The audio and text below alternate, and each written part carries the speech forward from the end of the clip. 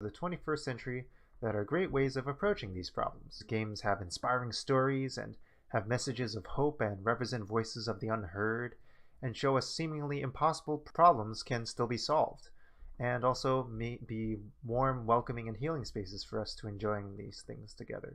I'm using my channel as a solution to this problem in my own small way, as a celebration of games as an art form for caring, wise, and kind communities. Please support your local artists and creators, and I hope you can join us sometime. The pie discourse, of course. Okay, so is a chicken pot pie a pie? Also, are Hot Pockets pies? Also, are toaster strudels pies?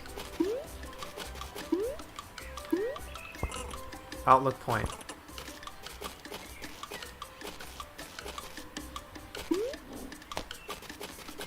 Some people have like electric ovens. Felt really sorry. I don't know why. I guess I never get the chance to talk about that kind of stuff. I mean, that could have been me, right? An Asian restaurant owner? Asian? What do you mean? Asian, from Asia. She might have been from Asia, but you have little in common, yeah? What do you know about that restaurant owner or cooking?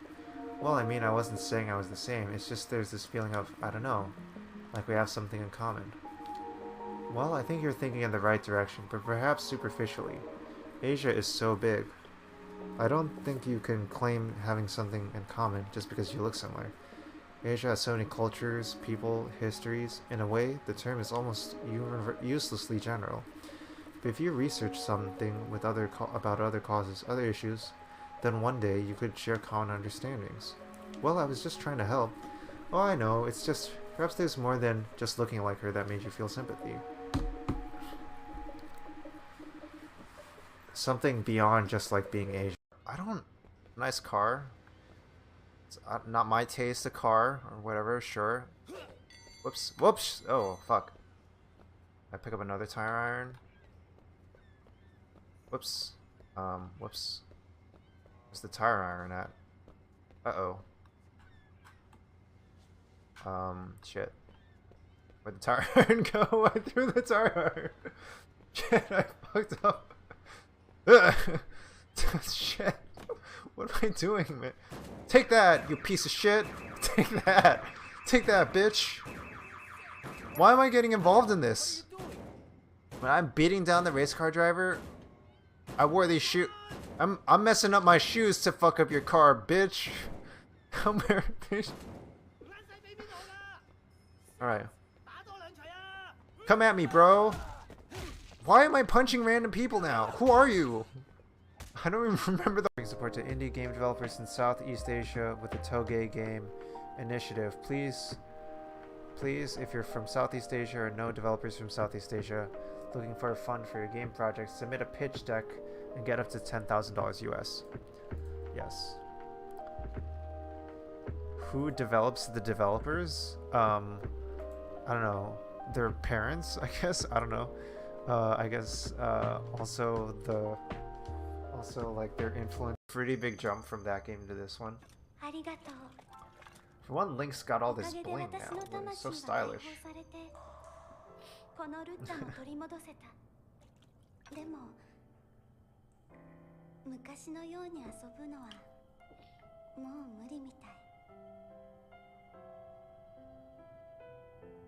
Mifa. This is Mifa's theme. They really do try to ship Mifa pretty hard with Link here. There's some pretty hard Mifa shippers for Link. And they definitely set that up.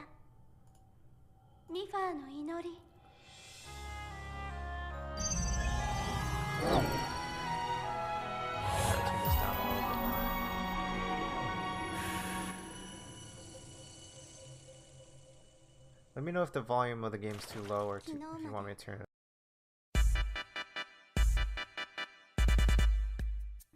Hi, this is Charles H. Huang of Muditaheart. I'm an indie game designer, programmer, event organizer, entrepreneur, nonprofit co-founder, speaker, marketer, educator since 2010, and I'm applying to RPI's Level Up State program. It's my mission to find the intersection between humanistic game design, playful mechanics, and mass appeal. In short, I don't believe that caring about players and having fun is always mutually exclusive from accessibility and financial sustainability for artists, if one has enough savvy and is willing to work for it. Trust me, I'm a lot more fun when I'm not doing fancy pitches to incubators. Anyway, it is this philosophy that's manifested itself in all my work through the past several years, such as meditative games for socio-emotional needs, political games meant to get players thinking, and just fun playful experiences leading to recognition, awards, and speaking engagements. I've also organized events designed to be inclusive for all game developers, hundreds of them in fact, and several sponsors. Notably, I founded Unparty at GDC and 501c3 nonprofit Friendship Garden. For work, I've worked at companies such as Scholastic, MetroPlus Health Plan, and Hostos Community College.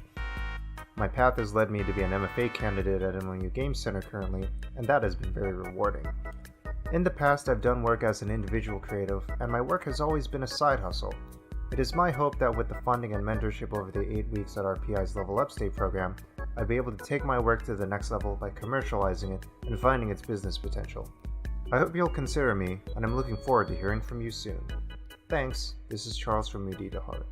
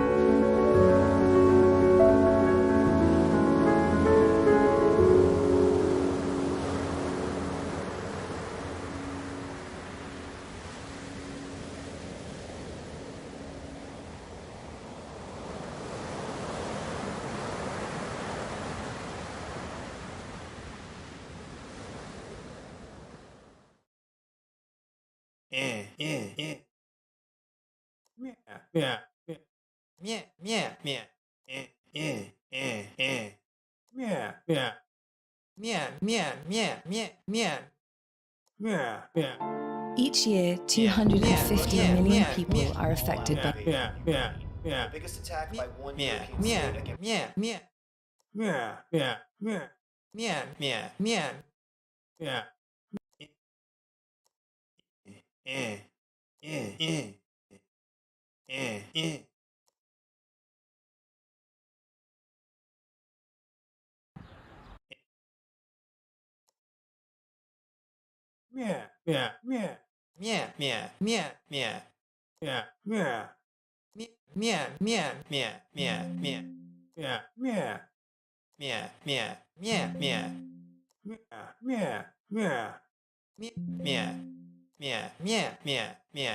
Like, Mr. Toad's Wild Ride was one of the best attractions, and like they're trying to I think specifically in the Magic Kingdom Park in Disney World, they were gonna replace it with another Winnie the Pooh ride, I think was how it was happening.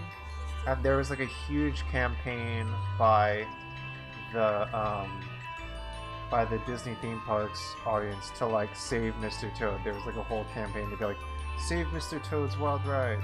And like, yeah, the one specifically in Florida had a specific design that was like really unique. And like the carts would cross over each other and it was really chaotic and stuff. Like the paths would cross and stuff, and like, yeah, apparently people really loved it. And yeah, like it was like a really cherished kind of one by like the theme park nerds that like maybe a lot of other people wouldn't care about, and like the theme park nerds are like, you're just like selling out. Sword. Okay, there we go.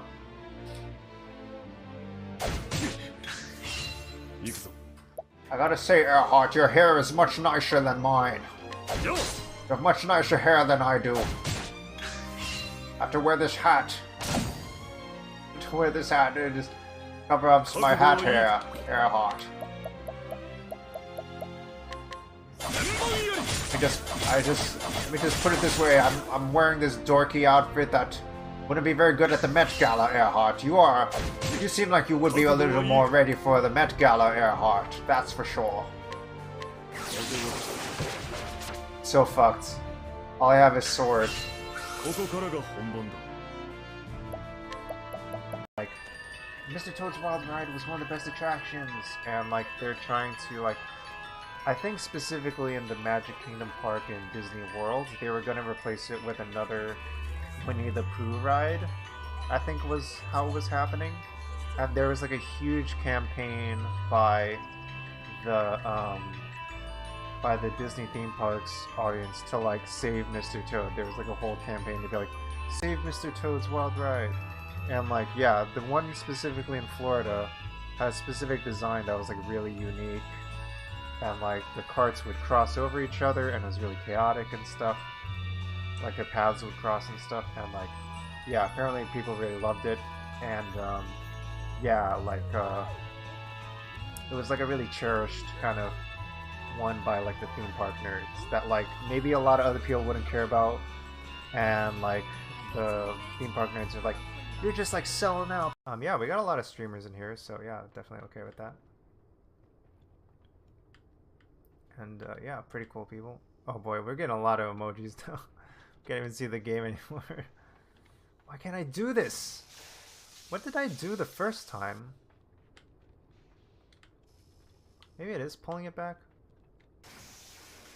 Okay, so is that.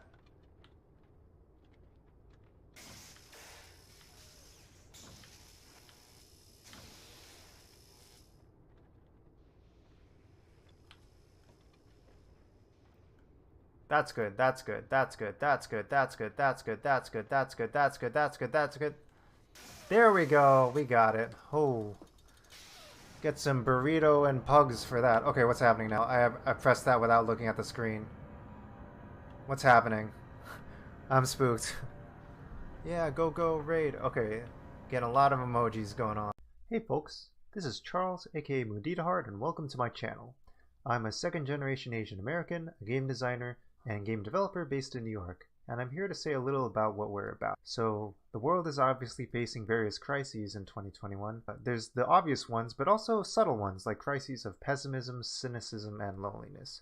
So I was thinking how important it was to have welcoming spaces that can be hopeful, kind, and cozy. It is my belief that games and game streaming are art forms of the 21st century that are great ways of approaching these problems. Games have inspiring stories and have messages of hope and represent voices of the unheard, and show us seemingly impossible problems can still be solved, and also may be warm, welcoming, and healing spaces for us to enjoying these things together. I'm using my channel as a solution to this problem in my own small way, as a celebration of games as an art form for caring, wise, and kind communities. Please support your local artists and creators, and I hope you can join us sometime. The pie discourse, of course. Okay, so is it chicken pot pie a pie? Also, are Hot Pockets pies? Also, are toaster strudels pies? Outlook point.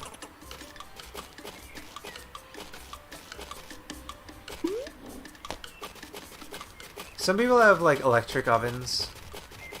Felt really sorry. I don't know why. I guess I never get the chance to talk about that kind of stuff. I mean, that could have been me, right? An Asian restaurant owner? Asian? What do you mean? Asian, from Asia. She might have been from Asia, but you have little in common, yeah? What do you know about that restaurant owner or cooking? Well, I mean, I wasn't saying I was the same. It's just there's this feeling of, I don't know, like we have something in common. Well, I think you're thinking in the right direction, but perhaps superficially. Asia is so big. I don't think you can claim having something in common just because you look similar. Asia has so many cultures, people, histories. In a way, the term is almost uselessly general. But if you research something with about other causes, other issues, then one day you could share common understandings. Well, I was just trying to help. Oh, I know, it's just, perhaps there's more than just looking like her that made you feel sympathy. Something beyond just like being Asian. Nice car. It's not my taste, a car, or whatever, sure. Whoops. Whoops. Oh, fuck. I pick up another tire iron. Whoops.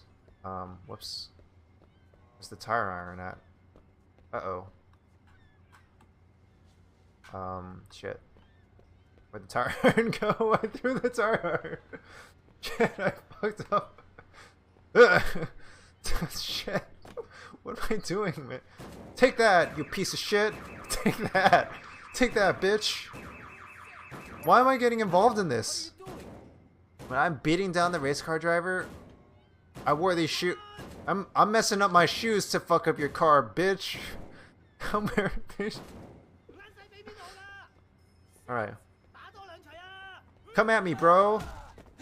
Why am I punching random people now? Who are you? I don't even remember the support to indie game developers in Southeast Asia with the Toge Game Initiative. Please, if you're from Southeast Asia or know developers from Southeast Asia looking for a fund for your game project, submit a pitch deck and get up to $10,000 US. Yes. Who develops the developers? I don't know. Their parents, I guess. I don't know. I guess also like their influence. Pretty big jump from that game to this one. For one, Link's got all this bling now. It's so stylish.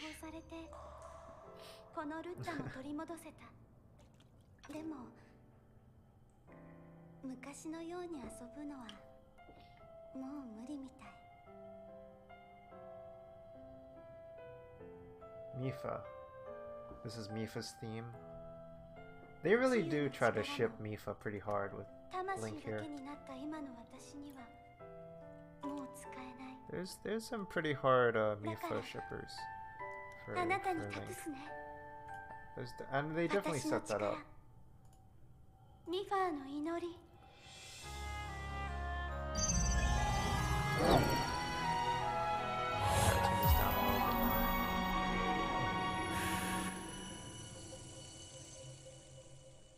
Let me know if the volume of the game's too low or if you want me to turn it.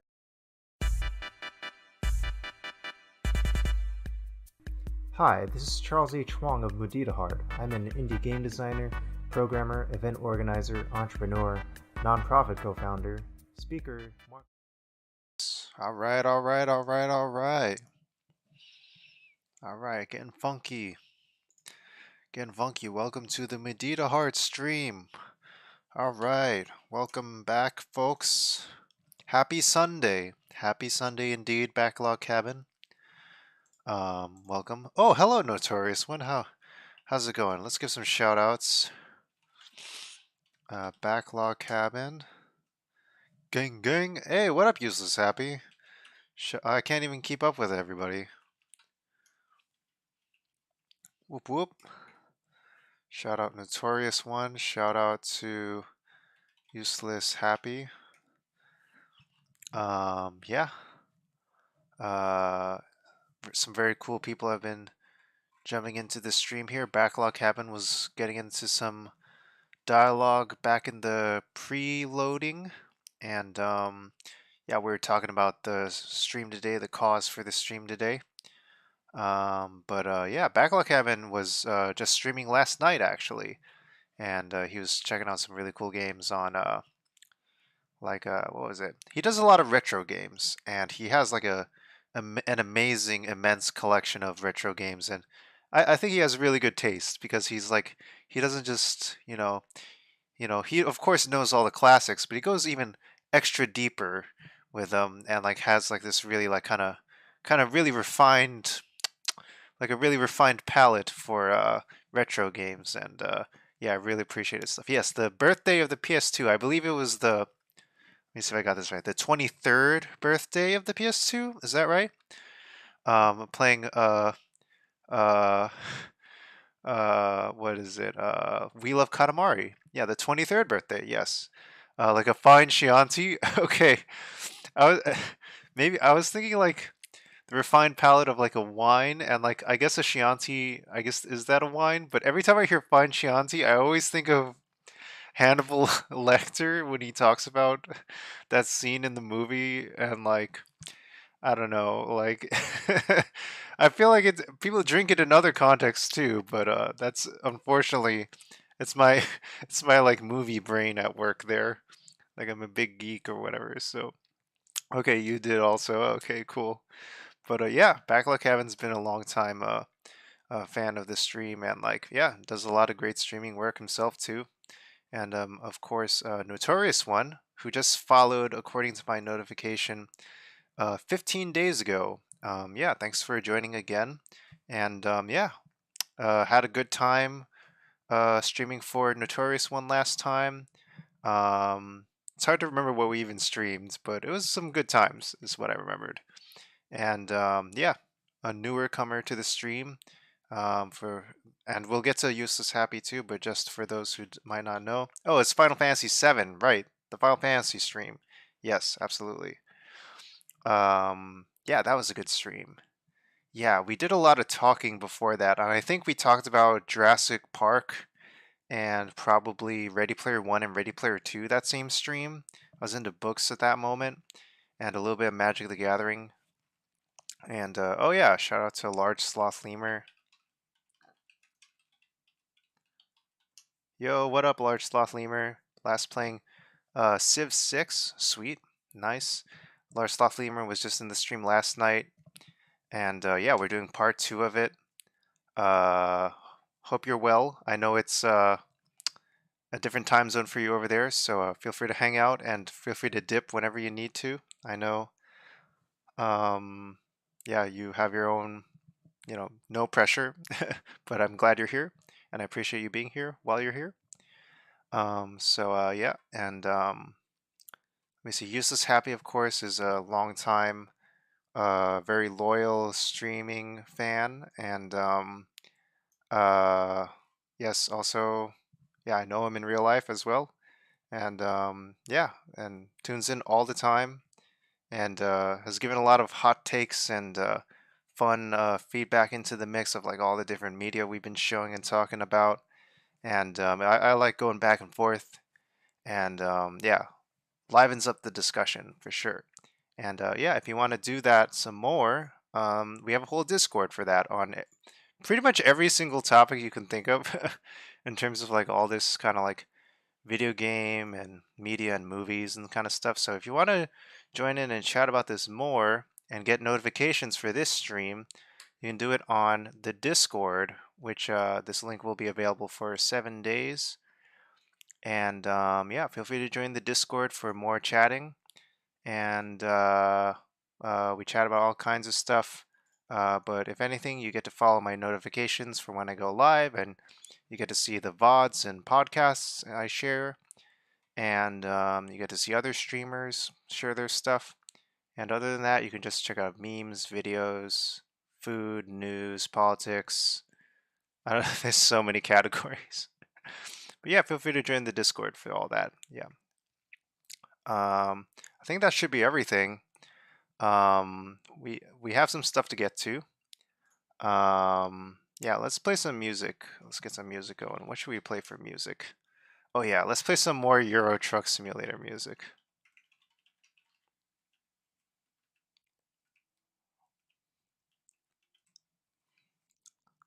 Let's see, Euro Truck Simulator 2 music soundtrack.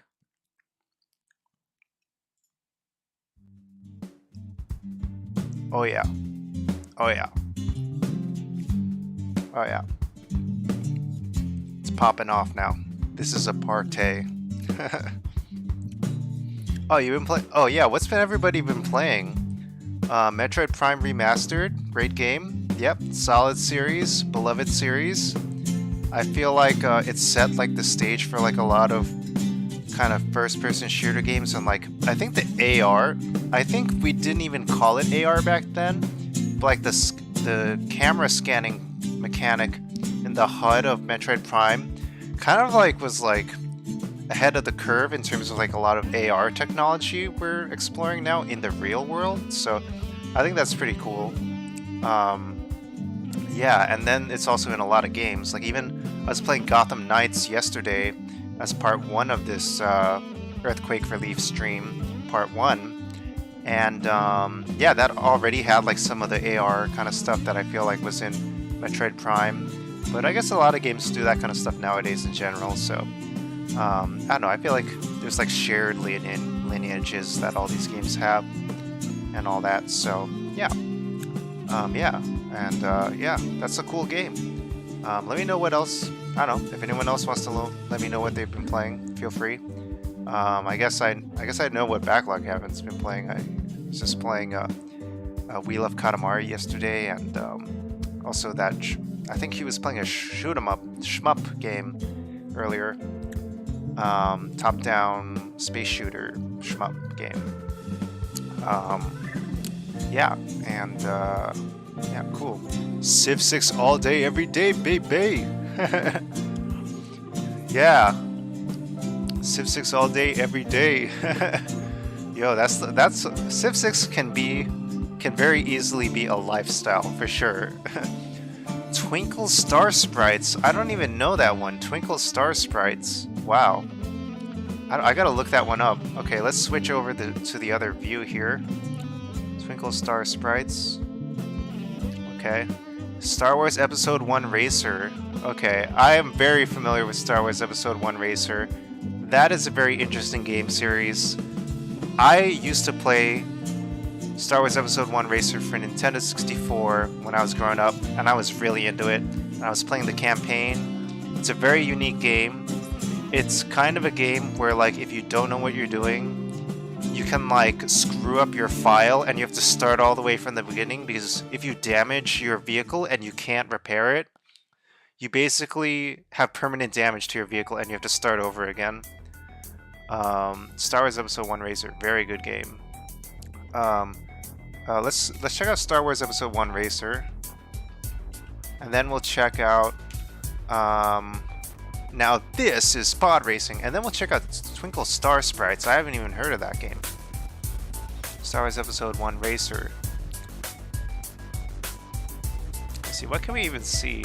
Is there a trailer? I don't even know. I think this might have been before trailers. Oh, this is the Switch launch trailer. Okay, let's try this. Let's check this out.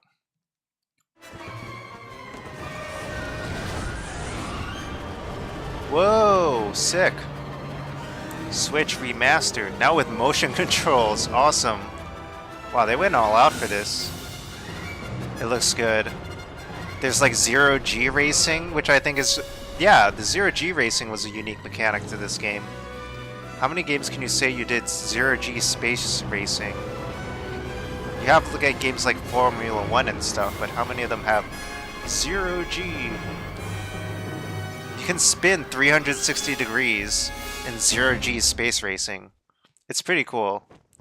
If you play with the N64 version, you can configure one pod with two Nintendo 64 controllers. Wait, what? I don't even understand that. The N64 version, one pod. So you're playing on the N64, you're controlling the game, you're using two controllers on the original N64. Wow, that's wild. Huh. Sorry, there's like a little stuff stuck in my tooth here. Wow, that's wild. Two analog sticks. Okay, cool. Huh. Now that's like some next level. We played Euro Truck Sim yesterday. Maybe that's like some pod racing sim kind of stuff going on. Wow, interesting. Because like the N64 controller didn't have two analog sticks, unlike the PlayStation controllers later on did. GoldenEye and Perfect Dark do the same. Right, because like in those games, instead of having two sticks like an Xbox 360 or PlayStation controller, they had this weird thing on the 64 where like you can side strafe and walk around using the C buttons, and then walk and aim and stuff in turn with the control stick, and then to aim you would hold R trigger to like point the gun around and stuff. Yeah, now that's what I call pod racing. Let's just get that clip going. Wait, let me make a sound alerts for this. Now this is pod racing. Oh my gosh. There should be a sound alerts for this. Let me add this right now. My alerts. You want to see this? Maybe I can show this. I think I can show this and it's not a big deal. This is my sound alerts. Library of Avada oh my gosh. People want to be murderers. Wizard murderers on sound alerts. Pod racing? Is there... Now this is pod.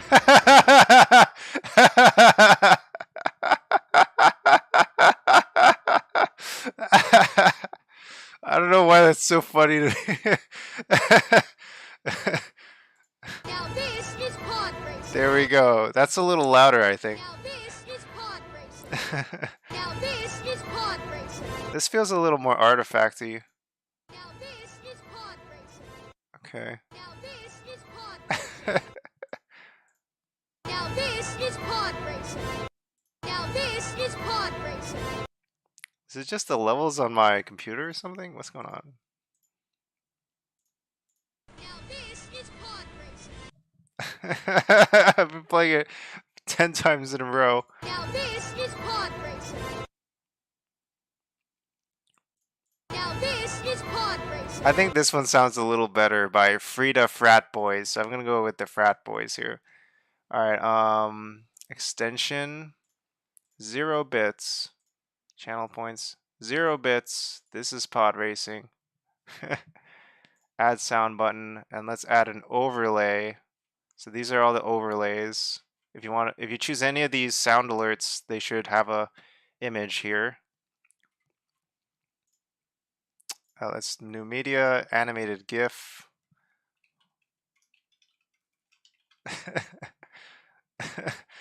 Oh yeah, I think he says this is pod racing in when he's in space, but so he doesn't actually say it when he's actually pod racing. I think he says it when he's like in a battle fighting against the like droid army in space. But And his name is shit. John C. Damn it. There it is. Oh my gosh, I feel like I'm like always like in a state of like anxiety when I'm streaming because I just don't know when people are just gonna bust out the John Cena sound alert. But I just gotta accept that. I just gotta live with it. It's just oh look, this is where the fun begins. Oh my gosh, pod racing.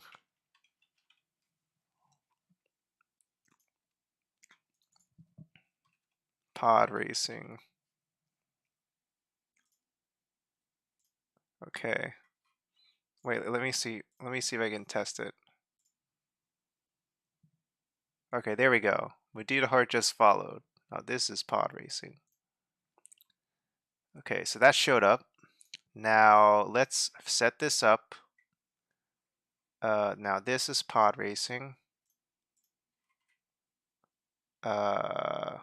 Alert design, pod racing. Save. Now let's test it. Now this is pod racing.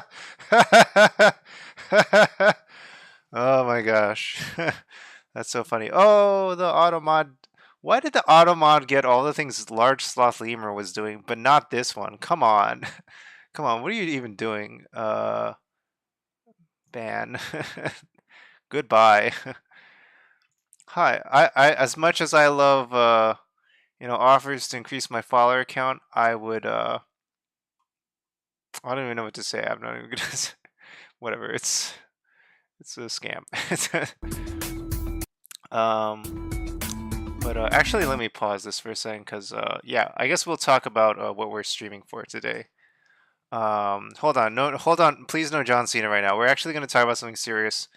So just hold on for a second, and then after we talk about this, we can move on with the stream. And yeah, so let's talk about why we're here. We're doing a charity stream. There's actually something very serious that happened a few weeks ago in February. There was a magnitude, like nearly 8 earthquake that struck southern and central Turkey and northern and western Syria. It affected an area of about 350,000 square kilometers, 140,000 square miles, about the size of Germany. Estimated 14 million people, or 16% of Turkey's population, were affected. Development experts from the United Nations estimate that about 1.5 million people were left homeless, more than 50,000 deaths confirmed. It's already exacerbating a refugee crisis in Syria, billions of dollars of damage affecting livelihoods, homes, families, yeah, there's a lot of efforts to help the people in the region. It's really kind of striking how much this is just kind of not covered in U.S. news. I feel it's just kind of like I feel like we're just in this bubble where anything that happens like overseas that like isn't directly relevant to us, involved with like whatever we're trying to get involved in, just doesn't get covered. So yeah, it's pretty bizarre how like there's this huge kind of crisis happening that like is just not on U.S. citizens' minds. So it's kind of mind-boggling. Um, yeah, and yeah. So yeah, we're doing a charity stream to raise money for it. Hey Ollie, how's it going? I'm just explaining what we're doing for the stream today. Let's give a shout out to Ollie. Shout out Ollie. What up? Yeah, thanks for dropping by. Hope you've been well. We were chatting about games we were playing and stuff. But yeah, let's just briefly go over, or like, not briefly, but like let's go over what this is for. Humble Bundle has this like kind of huge bundle to donate all the proceeds to earthquake relief. And if you pay at least $30 for these 72 items, 100% of proceeds will be donated to Turkey, Syria, earthquake relief. And it's 72 games, including Gotham Knights, which is a huge open world game, Ghost Runner, Pathfinder, XCOM 2, Payday 2, Euro Truck Simulator 2, and the volumes of Saga, Eisner Award-winning series Saga, plus Starfinder tabletop RPG from Paizo. Very cool. And yeah, if you donate to this stream today, there will be matching. So any donations today won't be going to me, and it'll be going directly to this. And I'll be posting receipts on this in my Discord and on my Twitter. And I'll be matching to $150. And it'll go to the efforts of these three organizations: Direct Relief, International Medical Corps, and Save the Children. We can briefly see a little bit about what they do. So here's just all this effort through all these boxes and stuff. Direct Relief helps out many efforts in addition to the efforts in Syria and Turkey.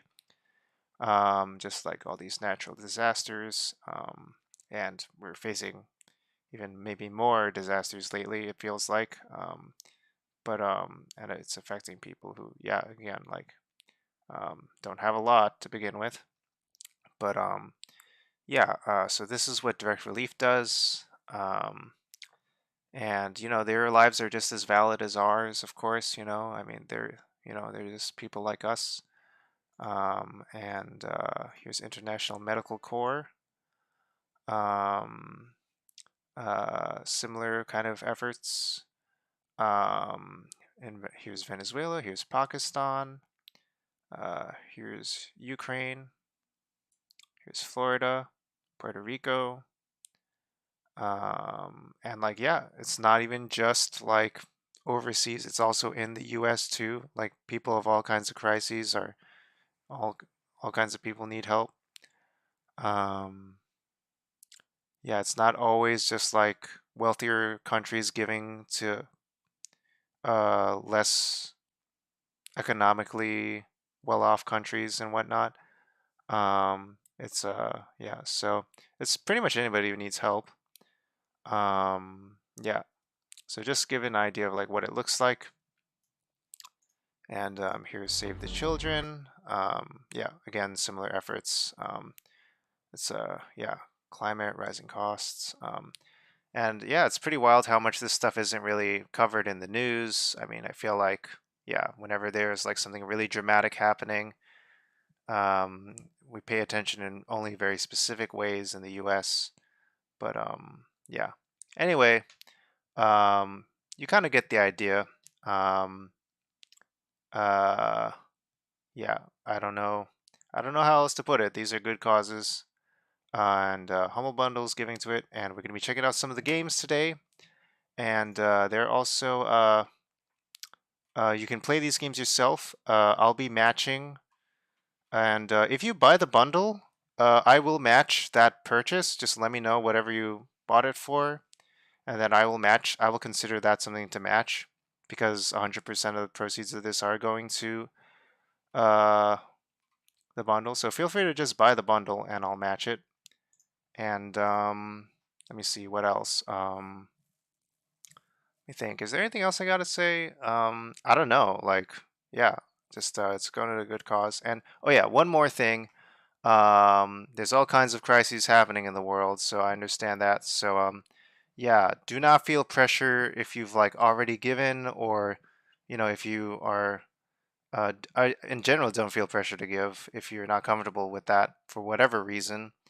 Feel free to just hang out and yeah, just chill here, and that's fine enough too. You shouldn't have to feel pressure. So yeah, I hope that covers everything. And then I guess that's good with that. And then after that, I can hum a tune request from Large Sloth Lemur. Um,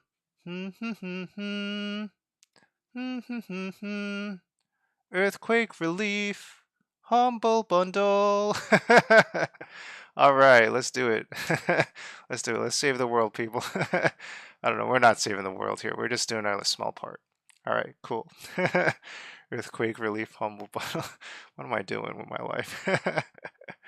All right. Anyway, but yeah, let's check out some news. Let's check out some gaming news, and then we'll check out some gaming news, and then we'll get to playing some games. So yeah.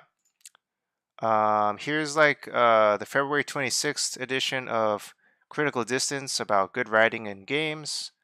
Um, uh, Feel free to just check this. We're just gonna skim these. We don't have to dive into them. Talks about bodies.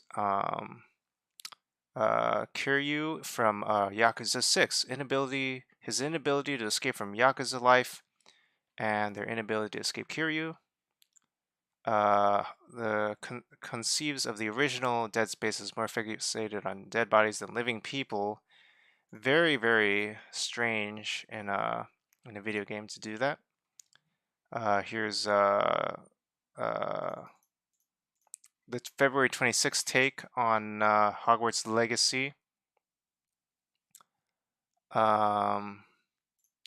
Gita Jackson finds that Portkey's efforts to build a more inclusive wizarding world serve only to throw their game into dissonant contrast with Rowling's original stifling zero-sum vision.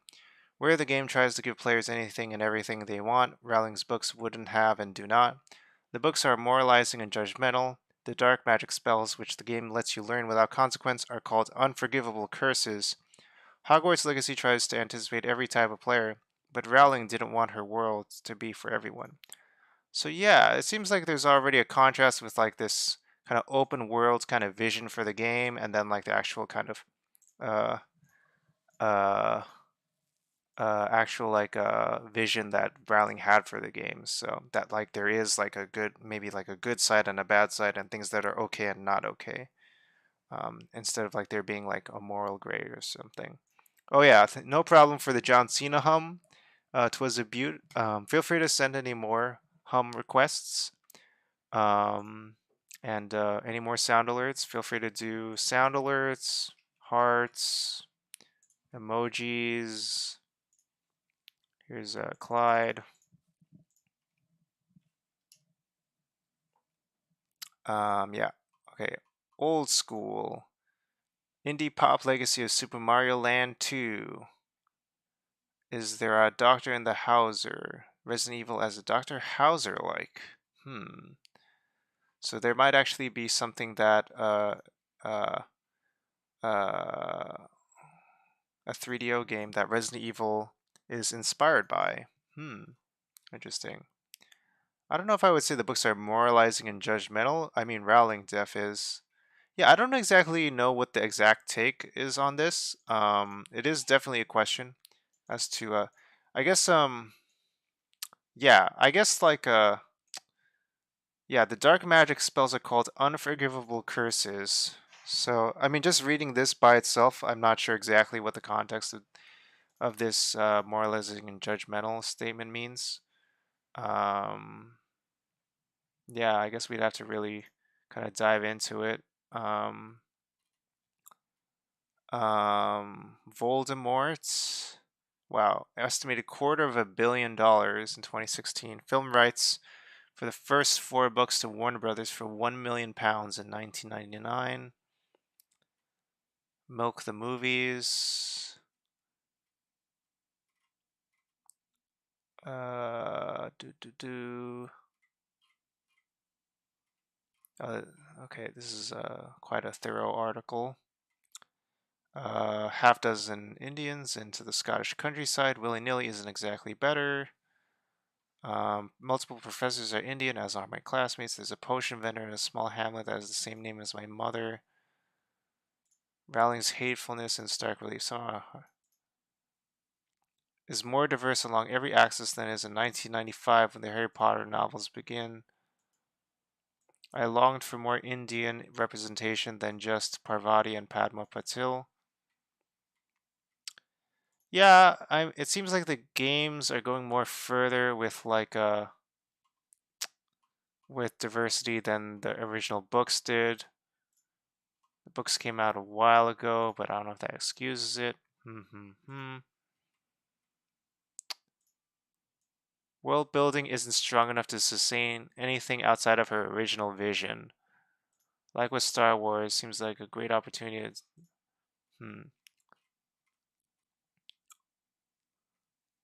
Yeah. Maybe we need some more Euro Truck Sim music to lighten this up. I don't know.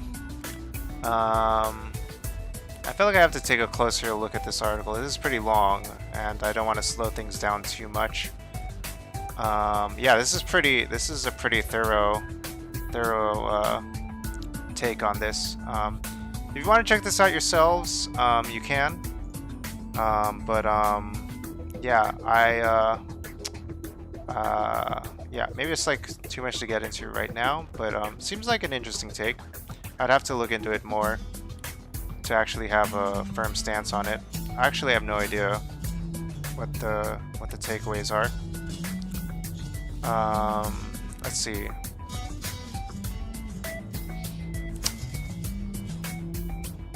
Seven out of 10.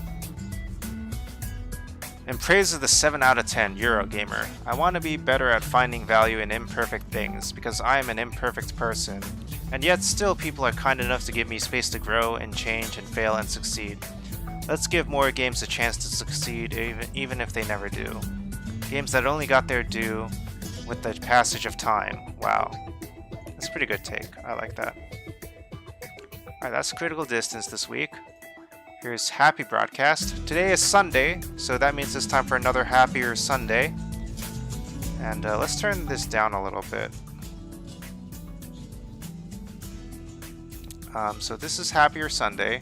Happy Broadcast's weekly dose of positive news. So let's go over some positive news today.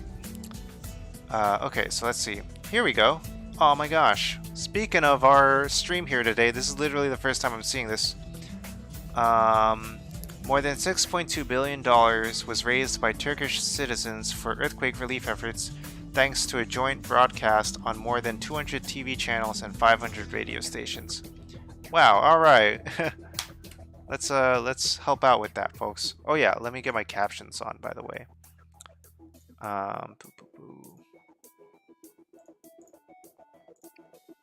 just in case people want to see what I'm saying.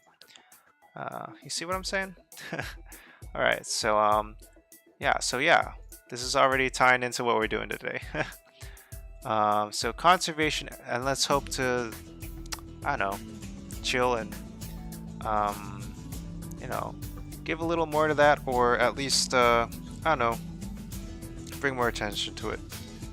Alright, so conservation efforts celebrated as 26 Australian species no longer need threatened listing and have recovered from the brink of extinction. Oh wow, that's awesome. That's pretty good to hear. And if you want me to dive into any of these more, I can certainly do that. But I do want to get to things. Oh wow, Swedish nonprofit Better Shelter has provided earthquake survivors in Turkey and Syria with 5,000 emergency homes thanks to a $10.5 million donation by IKEA. Whoa, IKEA, nice. IKEA coming through. Man. Okay.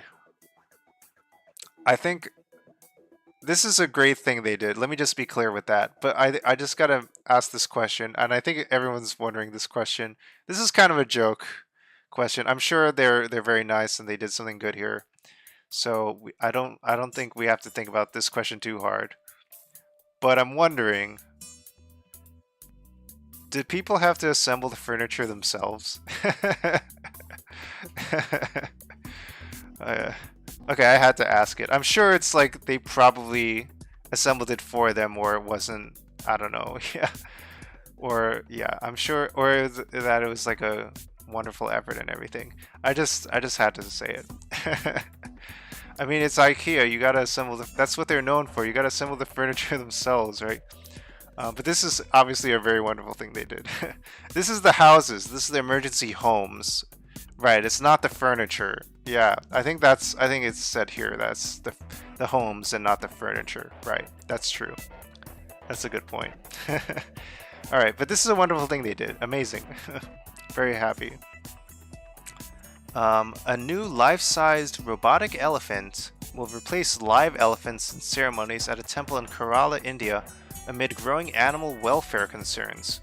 Ah, okay. Yeah, I always kind of wondered. The houses are made of meatballs, like Swedish meatballs, and yeah. I would like to live in a house made of meatballs. That sounds actually that probably sounds cool at first, and then probably gets very impractical very quickly. But I would like to see what that would be like, just to see the initial novelty of it. But yeah, I'm pretty sure that's probably pretty untenable after maybe like 30 minutes already. Yeah, this is pretty cool. Like it's good that people are considering this. That like yeah, I don't exactly know what ceremony this would be for, but it's cool that people are finding a way to still respect like the ceremonies that they want to do, while also trying to like modernize their concerns about like modern, like I don't know how to say this, but like update their practices in order to like still respect their practices, while also like I don't know, like updating it to respect all forms of life, I guess. And yeah, I guess sometimes it can get like be this like deflection sometimes, where people are like yeah, it's cool for 30 seconds. Like 30 seconds is like, wow, this house is made of me. Maybe like actually like, I don't know, 30 yeah, 30 minutes versus like 30 seconds. I don't know, 30 seconds. Yeah, like what would a house made of meatballs be like? Would like all the furniture be made of meatballs, or just like the walls and the floor and the ceiling be made of meatballs? And like how exactly is it all sticking together? Like, is it dropping from the ceiling on you, or like what's like keeping the meatballs together? Is it like toothpicks or something?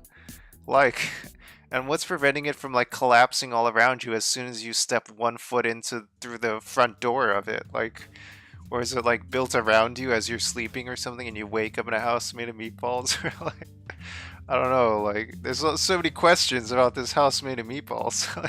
The sauce keeps it together. What kind of sauce is it? Like, this sauce, it's gotta be some kind of good sauce if it's gonna keep it together that much. Okay, this is too silly. This is too silly on this meatball thing. Okay. Alright, here we go.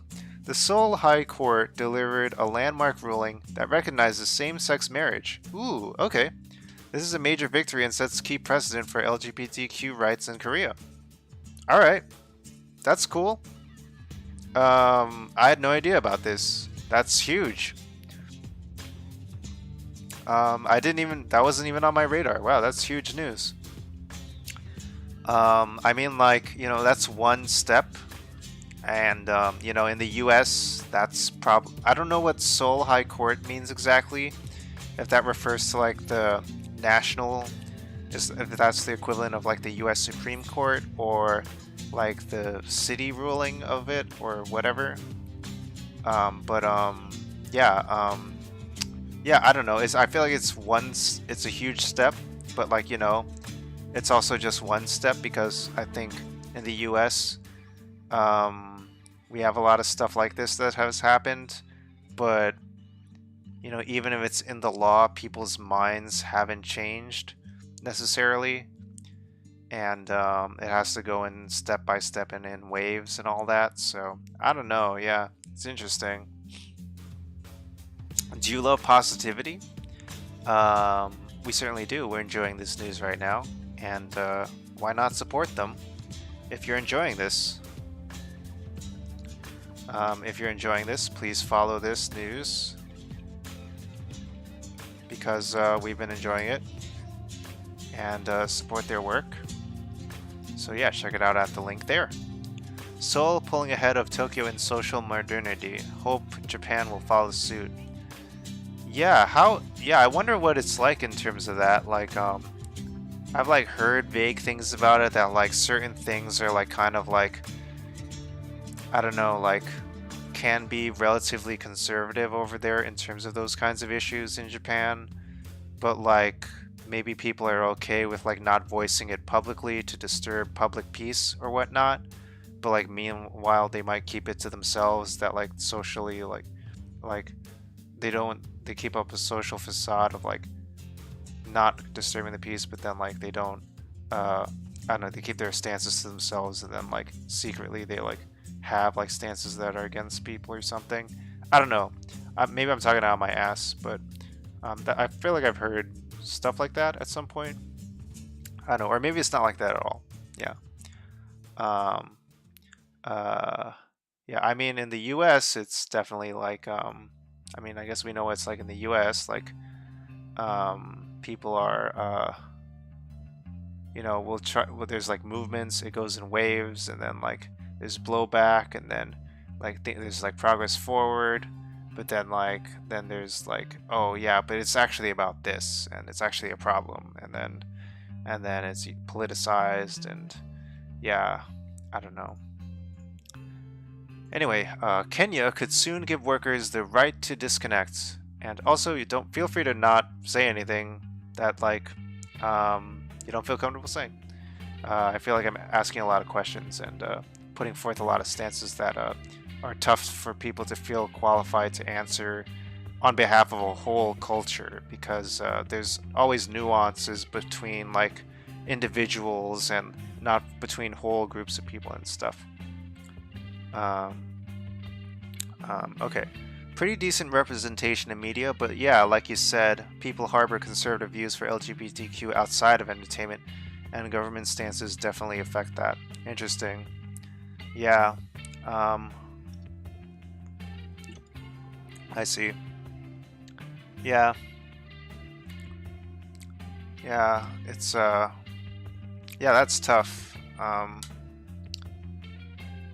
I mean, that's kind of good that it's in media and there's representation there, but like yeah, I don't know, we're kind of seeing some, I don't know, we're getting on a tangent now a little bit, but I don't know, maybe I don't know, I guess if we're talking about this, we might as well talk about this a little bit, but I mean, when it comes to like Florida and like, you know, how the Florida governor is talking about Disney and they're like, yeah, like Disney's too powerful as a corporation here. They shouldn't be like basically run without any regulation. And I'm like, okay, that kind of makes sense. It's an economic stance. It's about like, you know, basically they have too much. They're like basically an autonomous organization that like runs autonomously from the state. The state, like maybe that is sort of true. But then like he'll just flip around and say, oh, that's because they're run by woke liberals media in Hollywood that's like manipulating our people and children and stuff like that. I'm like, okay, hold up a second. Like, anyway, I want to keep this light, and this is not what we're here for. But I don't know. Yeah, I do feel like if we are taking stances on like I don't. We're not here for this, so I don't want to dwell on this too much, but. Yeah, I do feel like it is worth talking about at least a little bit to, because you know, there's all kinds of crises. There's like literal crises that are physical through earthquakes and stuff, and then there's also social crises that are also, you know, important to talk about and stuff also. So I don't know. Anyway, I'm on my high horse a little bit here, and I should let's just move on, I guess. Anyway, Kenya could soon give workers the right to disconnect, letting them ignore emails, texts, and phone calls out of hours, and outlawing demands for unpaid work. Whoa, okay. Could the U.S. have that? Like, wow, good job, Kenya. That's really advanced. And like, also I feel like this kind of stuff is not really depicted in U.S. media very often. Like I think this is an Apple computer also. Like. And yeah, like let me see, like what is, let me just look up stuff about Kenya on Wikipedia exactly. Kenya, 27th most populous country, presidential republic, lower middle income, GNI, gross national income of 1840, is the largest in Eastern and Central Africa. Is a lower middle income economy and is the largest in Eastern and Central Africa. So, largest in Eastern and Central Africa. Okay, interesting. It is a member of the East African Community Trade Bloc, although some international trade organizations categorize it as part of the Greater Horn of Africa. Africa is Kenya's largest export market, followed by the European Union. Oh, okay. So, pretty decent economy. Pretty strong economy here. Of course, colonialism, and a lot of colonialism, elections, democracy, presidency. Geography.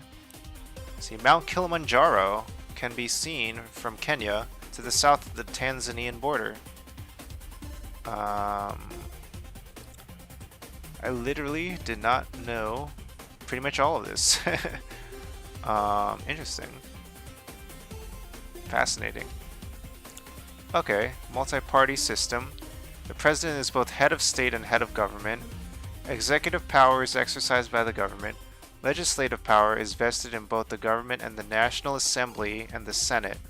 The judiciary is independent of the executive and the legislature. Okay, huh.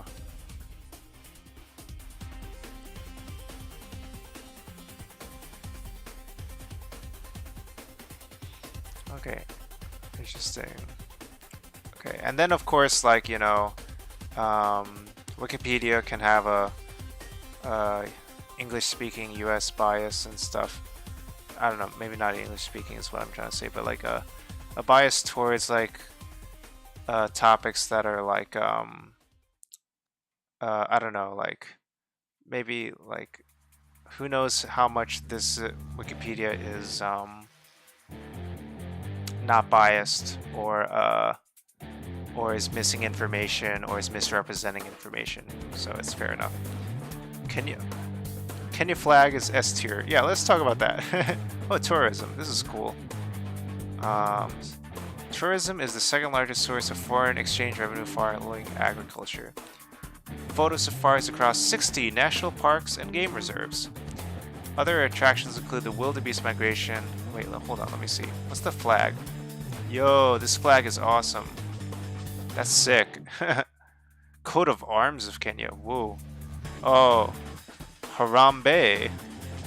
Different Harambe, I'm assuming. Wow, look at this. That's a rooster holding an axe with a claw there. That's awesome. There's a shield and two lions holding these kind of like spears on the shield here on the coat of arms. And then this is kind of similar design of the shield or something here. That's awesome. Kenya have been repping Harambe for decades. We murked their boy. Harambe. I think Harambe is literally I'm pretty sure Harambe is like a word that means something in a language. It's not it's a word with meaning. It's a name and a word with meaning. Usually classified as a frontier or occasionally an emerging market, but it's not one of the least developed countries. Interesting.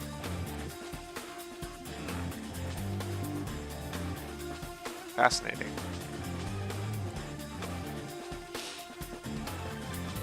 Energy in Kenya. Chinese investment and trade. Yeah, there's a lot of microfinance. Demographics. Anyway, we're really getting into Kenya here. Kenyan literature, music, sports. I guess I should imagine there's a lot to say about a country, cause like it's a whole country. I imagine this should be a pretty long article, because we gotta summarize the whole entirety of a country's identity through a single Wikipedia article. So I would imagine it should be pretty long to scroll through. Okay, strong sports representation at the Olympics. Cricket, rallying, football, rugby, field hockey, and boxing. Chiefly known for its dominance in middle distance and long distance athletics.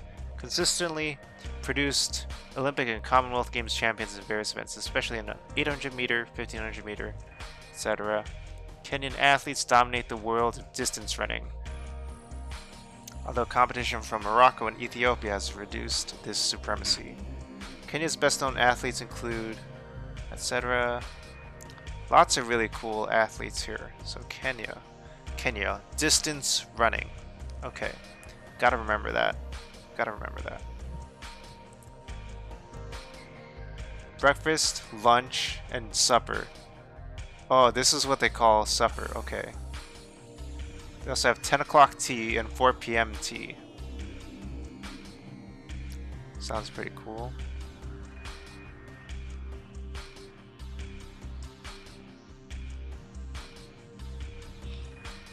There are fast food restaurants including Steers, KFC, and Subway.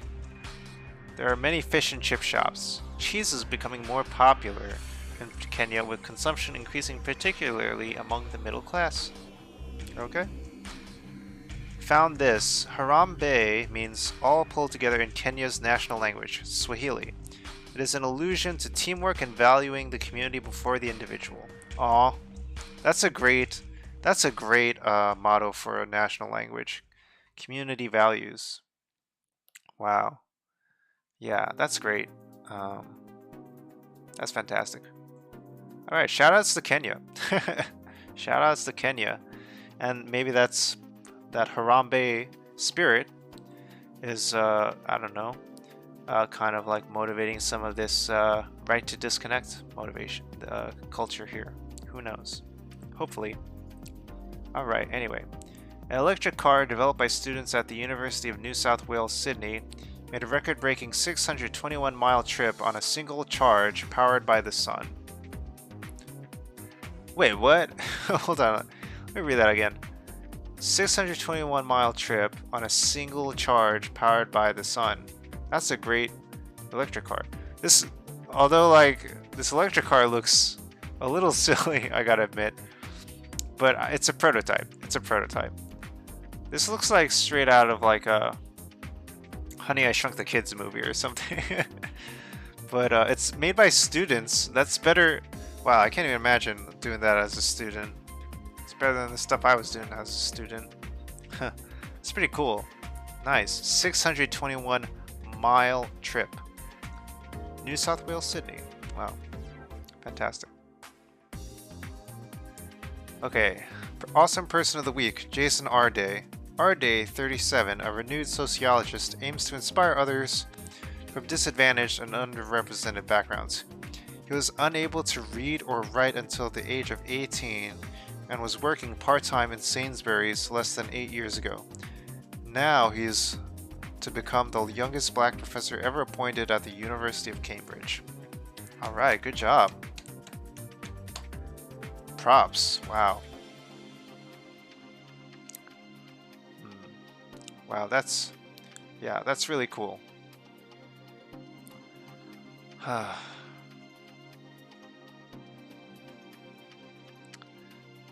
Yeah, that's cool. Well. Happier Sunday, huh? Alright, and that link again, if you want to see it again, is here.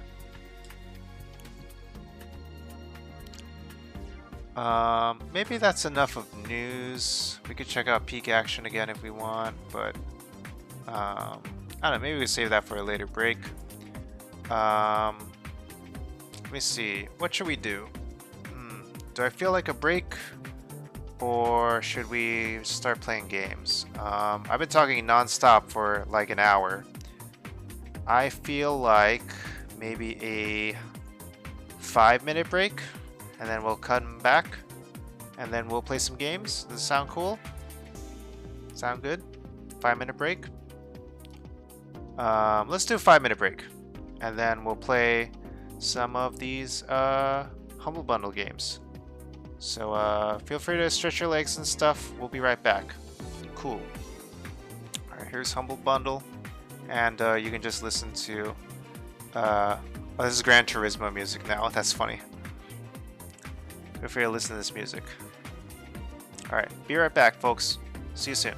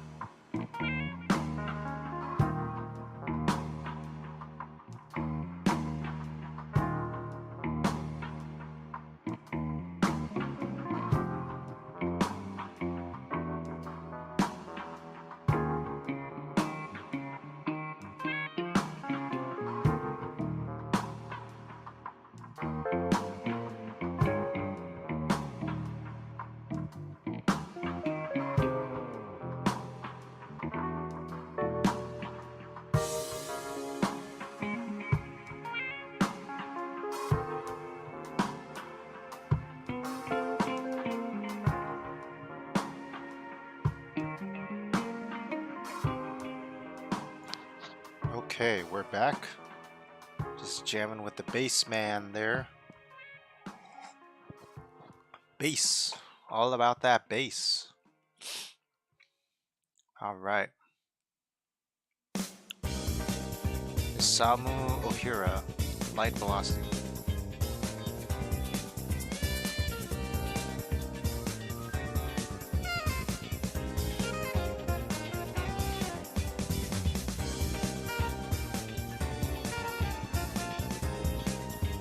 Oh yeah. This Gran Turismo music is popping off. It's a bop. Holy moly, it's good.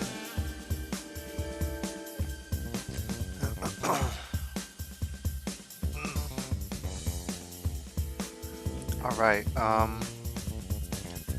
that's maybe enough of that. And let's see what we got. What's up next? What's up next?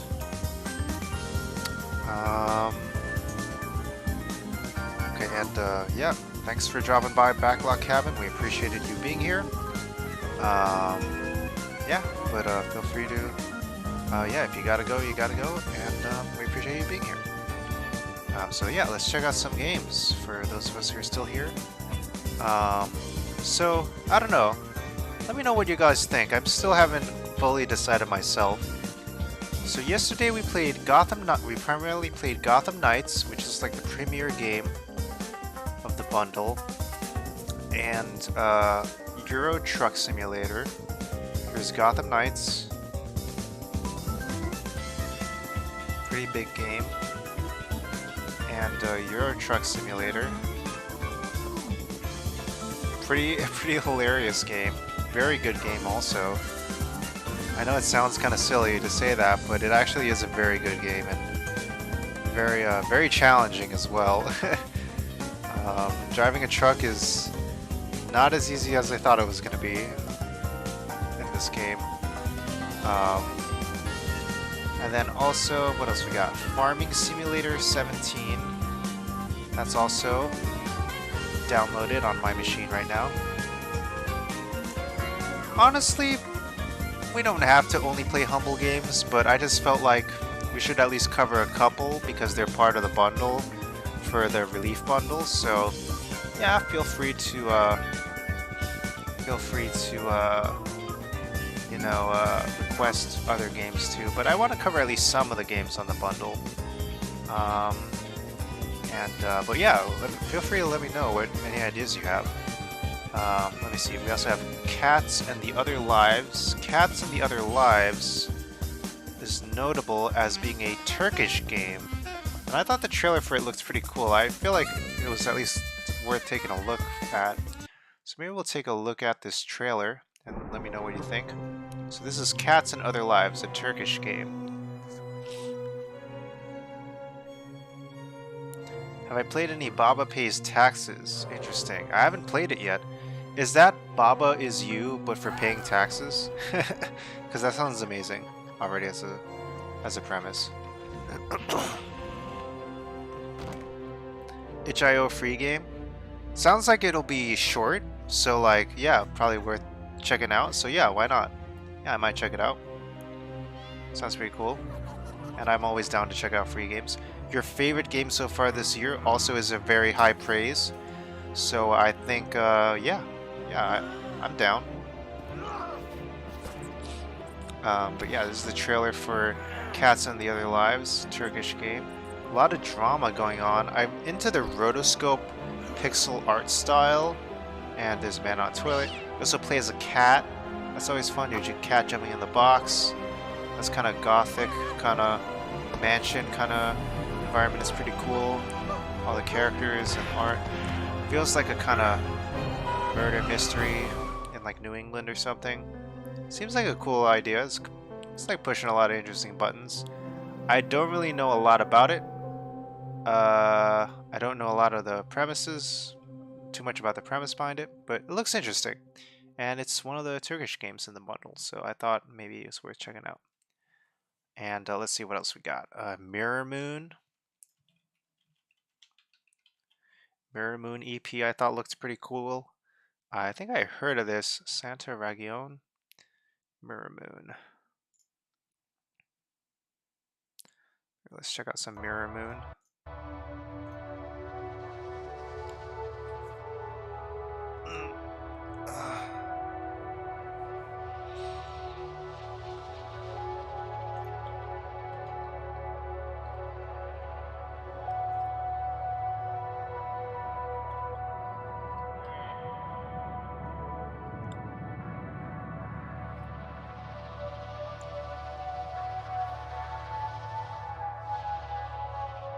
Very unique visual style. Very stylized. Minimalist, but very effective. Good color choices. The color tones are very ambient. Wow, look at that. The giant moon there. Presumably a giant moon there.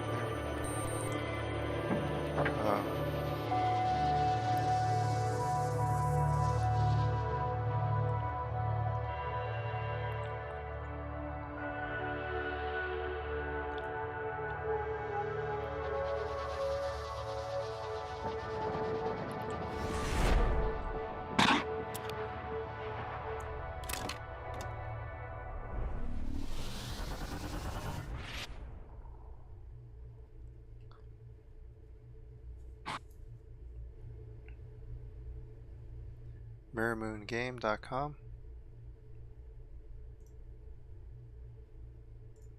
So yeah, very unique kind of looking game. Let's see what else we got. Ticket to Ride. I think that's a classic board game that a lot of people already know about. Check out the digital version. I feel like it's worth getting at least one game a ticket, one or a couple games a ticket to ride in the digital version, because I don't know, I feel like it's pretty fun to play a board game in this bundle, and it's one of the most awarded board games, so worth checking out here.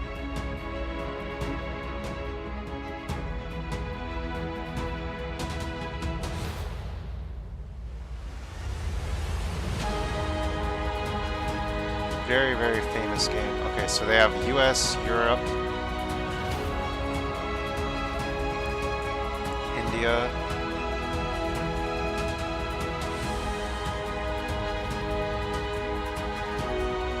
okay, so that's for the tablet version.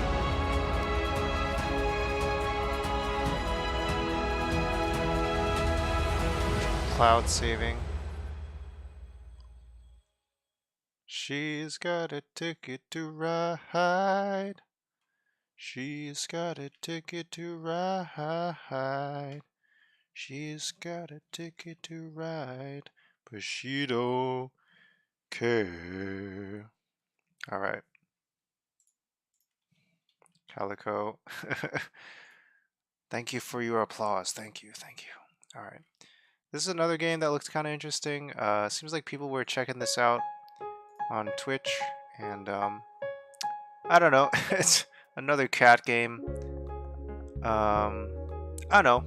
I will almost certainly not get to all of these. I kind of hope not, because it's kind of too many. But I just feel like it's at least worth checking them out, and plugging their trailers and stuff, so you can check it out yourself. So you can at least check it out yourselves when you play it on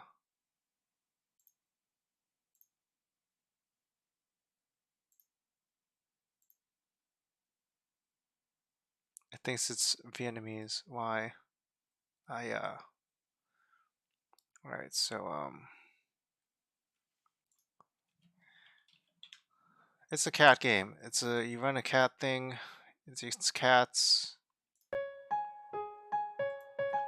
Cat Cafe. We're not gonna check out all these games, but yeah, I don't know. I thought it's not at least worth checking out the trailers and unplugging them, and if you have a chance to check out the bundle, you can check out these games. Cat games became popular. They definitely did. There's like a couple of these. Oh, you can ride the cat too? Holy moly. You ride the red panda. Wait, now you're tiny. What is going on? You're like Stuart Little. Now the cat's smaller than you. What's happening? Now you're riding a pig, a hog, or a boar. If you're down and need a friend, I'll be there. This is a huge Ferris wheel, if it's to scale. To that scale. Wow, there's tiny cat people walking on their hind legs.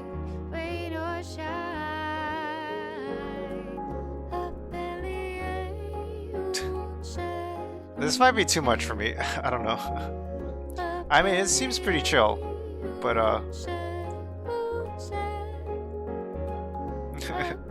tiny walking cats is a vibe. I don't know. Is everyone feeling cat game? I don't know.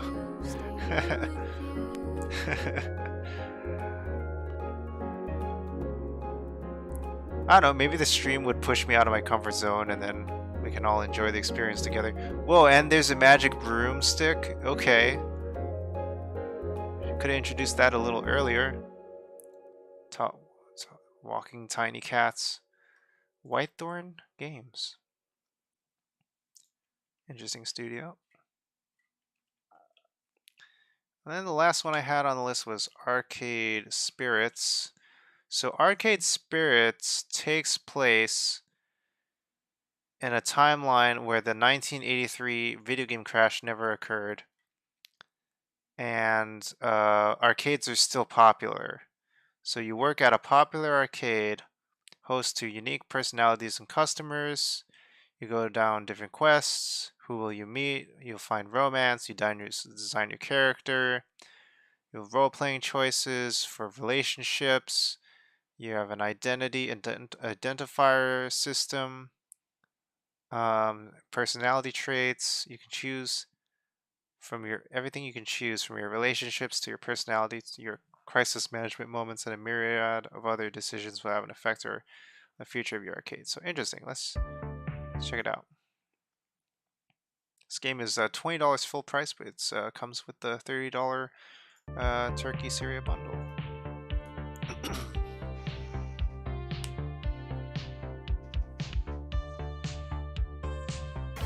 Yeah, very cool art style. So arcade primacy, arcade supremacy, world where the arcade crash never happened.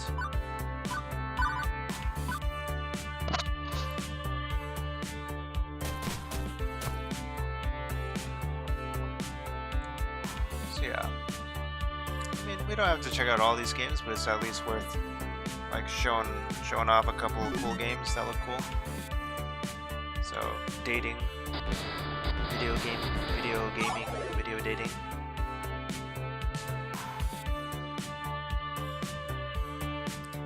All right. Date anyone you want in a video game. What will never happen in real life. I don't know why I threw that in there. That was mean. I don't know why I said that. That was I mean, it is a wish fulfillment thing. It's not like you literally can date everyone in real life, you know? It's sometimes you just have different things you want in life. We just want different things. Ay ay ay. But in video games, it's possible for everything to work out with everybody you meet. Anyway, that's video games for you. Alright, so that's enough of looking at games. Let's play some games. So, I don't know. Let's start with Baba Plays Taxes. So, Baba Pays Taxes. So, excuse me. Let's see if I can download that real quick. Baba Pays Taxes. Let me get some music.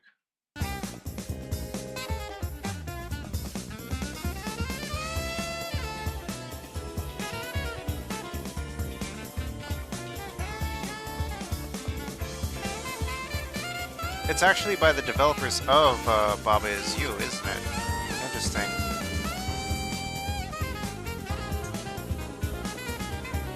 Made with using multimedia fusion with QuickTeam.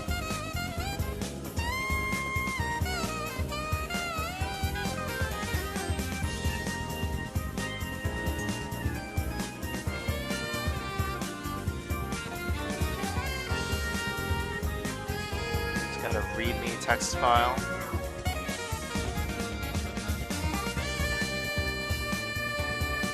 All right.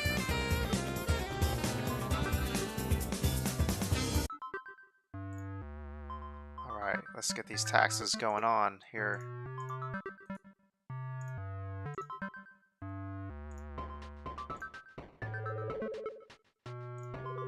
Here we go.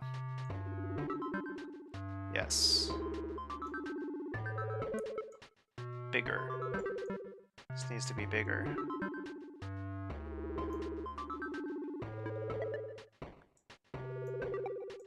All right. Oh boy.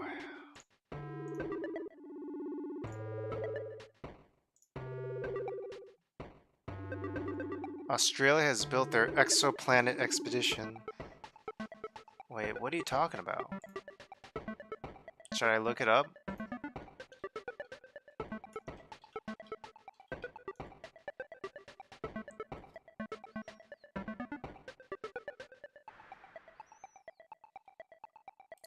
Oh, NASA's Webb confirms its first exoplanet.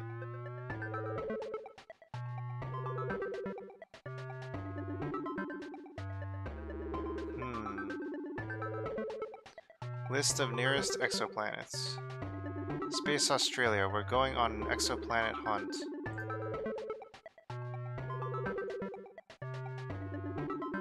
Wait, what are you talking about? I'm not finding this exactly. I'm just seeing random things about exoplanets, but it seems like it happens. About like discovering exoplanets. We have to pillage their spaceports. Sounds like you're talking video game stuff, like a gamer, like a true gamer. NASA confirms there are now over 5,000 known exoplanets. Scientists think this exoplanet shows what Earth will become in the future. Homie hasn't turned off Civ 6 since pre-pandemic. Oh my gosh, you've been playing this whole time?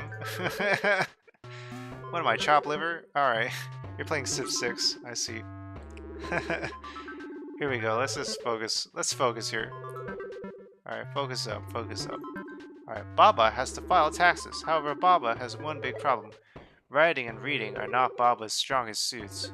What's even worse, the tax papers must be ready to be presented to me first thing tomorrow morning or else they'll be late. Could you, kind player, help Baba in this troublesome situation and handle the tax forms for Baba? Sure or nah? Let's just see what happens when we pick nah. Oh. Oh man, this tax game is too real. Is the game over? Did I lose already? Seems like it's over. Sure. What color will be used when filling the form? A big selection of pens of different colors. Choose which one you think works best for the job. Red, orange, green, blue, purple, magenta, orange, black, white. I'm gonna use rainbow. Done. As part of filling the form for Baba, you have to write... Oh, I think I've heard of this. I think I've seen this game before, actually. You have to write Baba's signature. Here's what it looks like. You can practice writing it in the field below. Press OK when you're ready.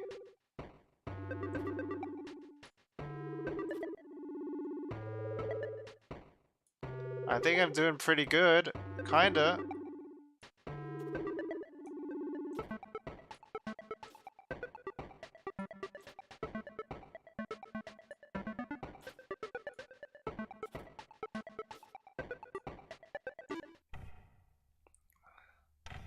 Pretty crazy thought process must have come up to this idea for a game.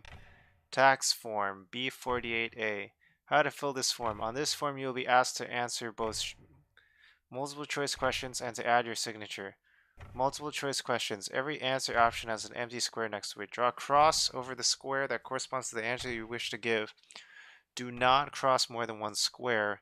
Signatures. You'll see the phrase your signature in many places on this form. Every time you see it, write your signature on the line immediately above the phrase. Most notably, you must sign every page of this form. I'm just gonna go faster.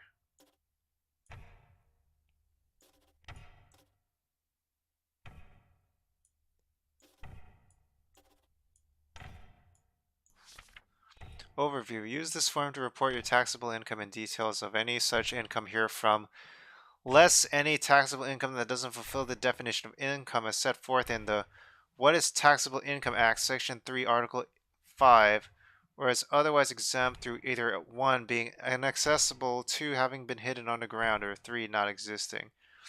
Definitions. Responder. Person, persons filling form, reading text at the moment, you. Respondee. Person, persons whom this form will be addressed and at whose mercy responder will be. Tax office. Party. Gathering of multiple persons intending to celebrate, event, make merry, and fullest extent of law. Plural. Parties. Refer to how to have fun and the definition of making merry. Definition.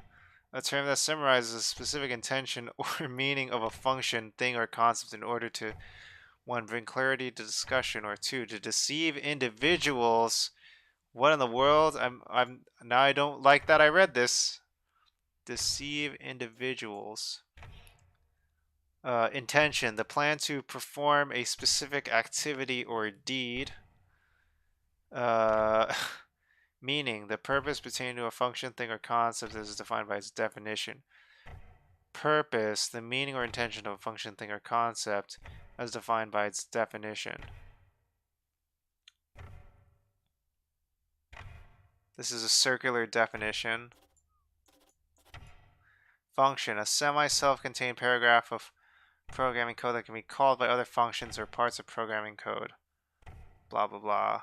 Affecting the rest of the code in some way or returning a value or values. Bro, what is this defining definition? How do you lose points for misspelling your name? Bro, this game is defining definition. What have we done here? Stuff, thing, concept.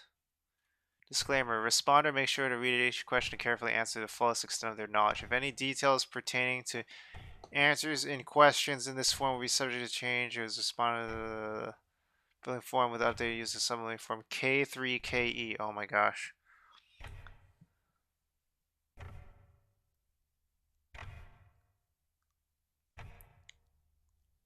Any inaccuracies present and submitted B48A are grounds for legal action. Legal action could be pointed at, denied annual fruit allowance being laughed at. Severability. If any part of this form, if some part of the form is found unenforceable within respondee's district or the local court of justice, it will be removed from the form, but with the remaining form adjusted to follow the meaning of the severed portion to the fullest extent allowed by law. This document is provided as is, and respondee takes no responsibility for any errors or discrepancies in it. Ooh boy. I'm trying so hard to do this right.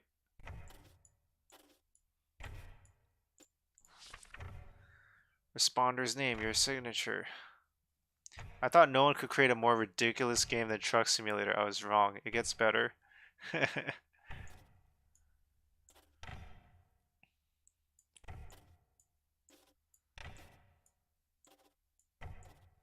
Truck Simulator is like, I feel like is kind of not a parody though. I feel like Truck Simulator is trying to be a truck simulator. This is like making fun of like filling the tax stuff. Responder's home. Underwater, in space, embedded in steel, other.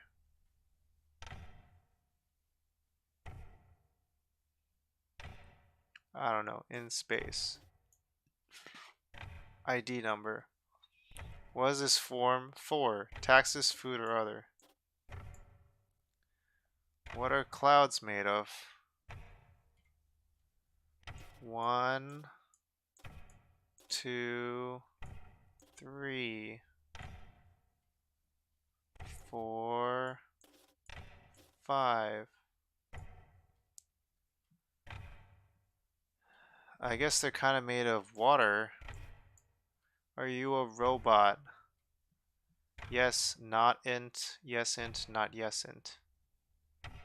Whatever. What is emptiness? Something. Fruit, ice cream. Non-tax info. Which word appeared on line 4 of the previous page? How do I go to the previous page? How many letters are in this sentence? Why? Life is interesting, isn't it? Yes.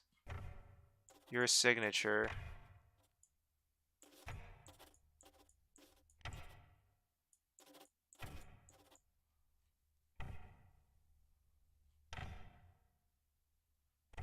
Non-tax information. That I answer to my best assuredly, without truthfully, and without errors. Hold the signature is real and actual signature made by a suitably skilled forger.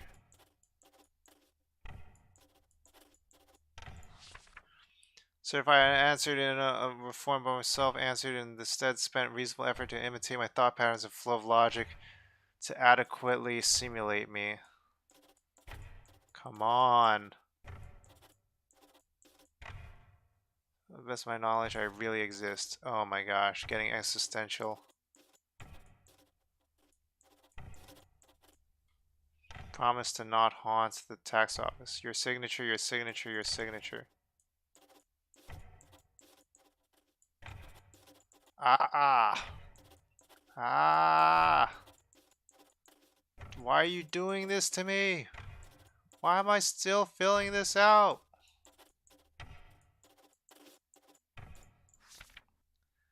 Thank you so much. Now Baba will have the tax paperwork ready for tomorrow.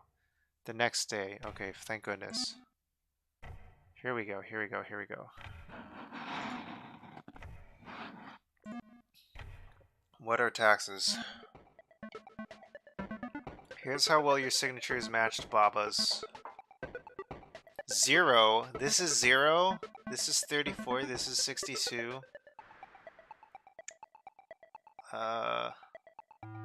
0. 37. 42. They rate this? This is 77. Why is this 77? This is bullshit. Baba. Baba. Why is this one?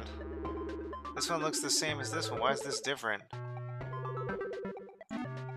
Me didn't quite understand what Baba was about, but went through the papers Baba had filled and decided to grade Baba's answers based on their accuracy. Understandability of signatures, 44. Quality of multiple choice answers, 81. Overall, new high score. Wow. Oh my gosh.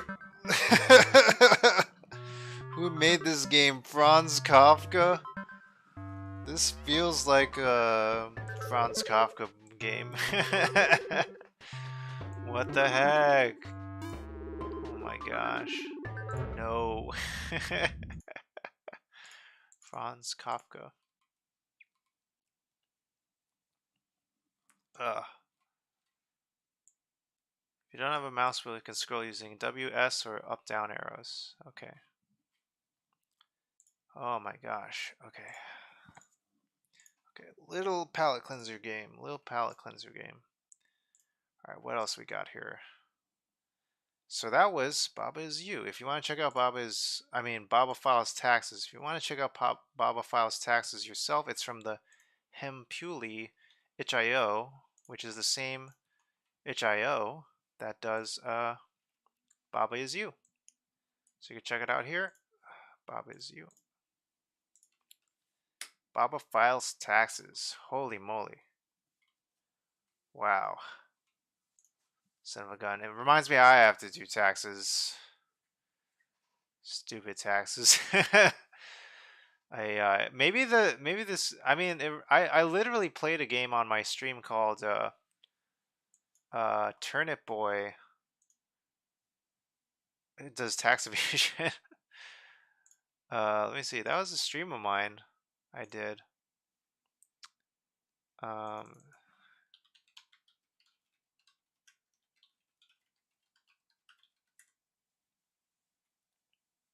Here we go.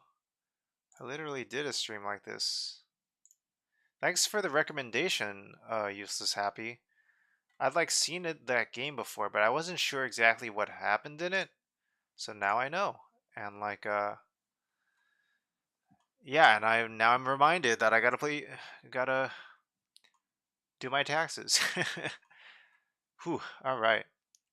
So yeah, I played Turnip Boy Commits Tax Evasion in a past stream.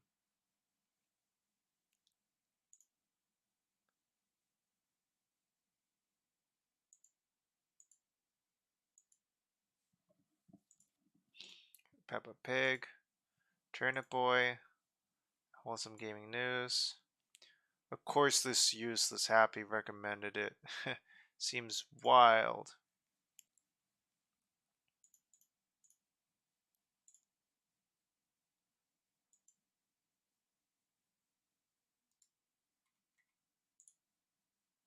I don't even know what compelled me to play this game when I played this game on this stream.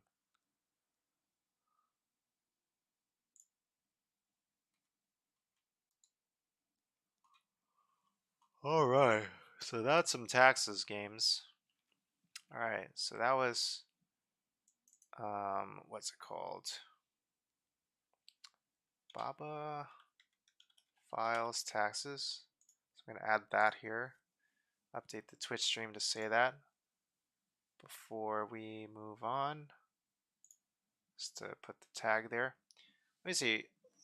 What would be a good palate cleanser game? Let's do a couple games of Ticket of Ride. I haven't played that in a while. The real game Baba U is pretty fun for reals, though. Yeah, that game has won like so many awards. Yeah,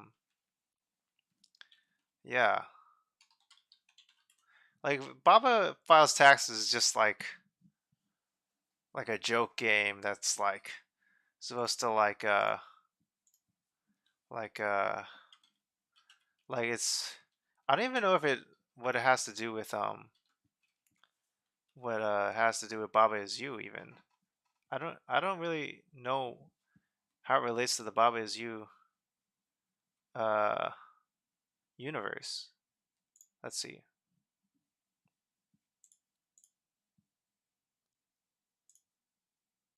How to read or write, so you have to file for him. You're graded on how well you can forge Baba's signature and answer little questions like, are you a robot? Yes, none, yesn't, not yesn't, or why? Yes or no? Celebrate the tax season with the new indie game Baba Files Taxes. Baba doesn't know how to read or write, so you have to file for him. You're graded on how well you can forge Baba's signature and answer little questions like, are you a robot? Yes, none, yesn't, not yes'nt, Wow, or look at this. It's why? getting Yes some or no? buzz. Serious Celebrate the buzz tax here. season with the new indie game Baba Look Files at this. Taxes. 50,000 Baba likes, doesn't know how to read or 296 write, so comments. you have to file for him. You're graded on how well you can forge Baba's signature and answer little questions like, are you a robot? Yes, none, yes'nt, not yes'nt, or why? Yes or no? Celebrate the tax season with the new indie game Baba Files Taxes. Baba doesn't know how to read or write, so you have This to is file probably for one of the him. least You're graded complex on how well things you can forge Baba Baba's has done. signature and answer little questions Yeah, like, are YouTube you a Shorts, robot? yeah. Yes, none, yes'nt, not yes'nt, or why? Alright, Baba Is You. Let's see. Baby Is You. Where it looks Moomin. Is Baba based on Moomin? Baby looks based on Moomin. Yeah, I don't know whether this studio is based. I think it was a student project when it first came out. Rock is Push. Rock is You. Wall is Stop. Baba is You. Flag is Move. Baba is Melt. Lava is Hot. Lava is Melt. Oh, that's smart. Baba is More. Flag is Win. Water is Defeat. Water is Float.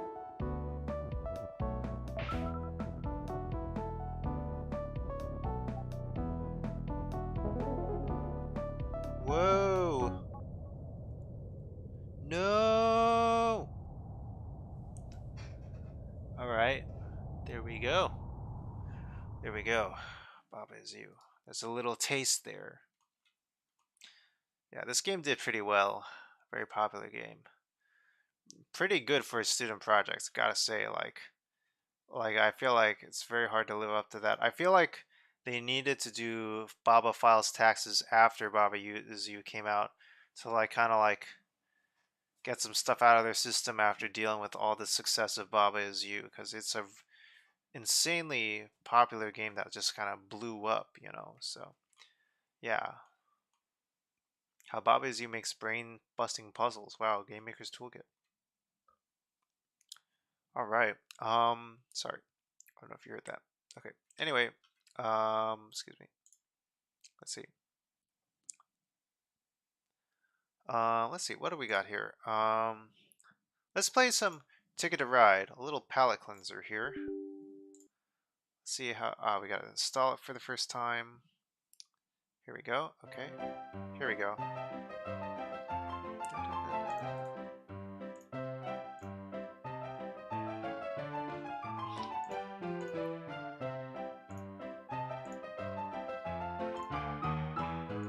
Oh, this game is huge.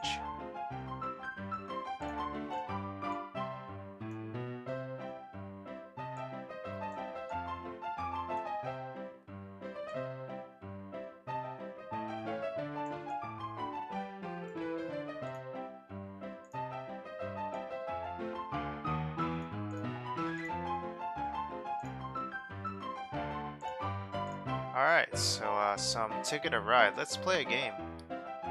Oh, we could do online, pass and play, local, solo. Local. Solo. Let's do the tutorial. So, not everyone might know about Ticket to Ride. Ticket to Ride is an incredibly popular physical board game. So let's actually look at an explanation of Ticket to Ride. So let's actually get into that a little bit.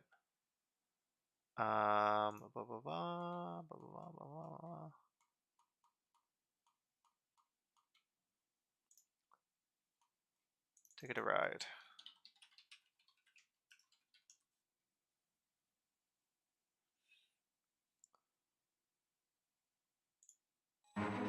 So we saw this, I guess.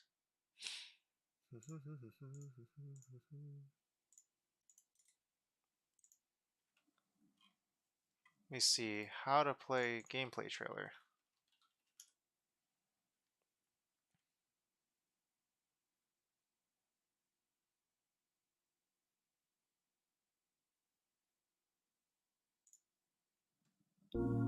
Have you seen Farm Simulator? I'm too good at Ticket to Ride. I'm just too nice at it. People ask me not to play because I'm too nice at it.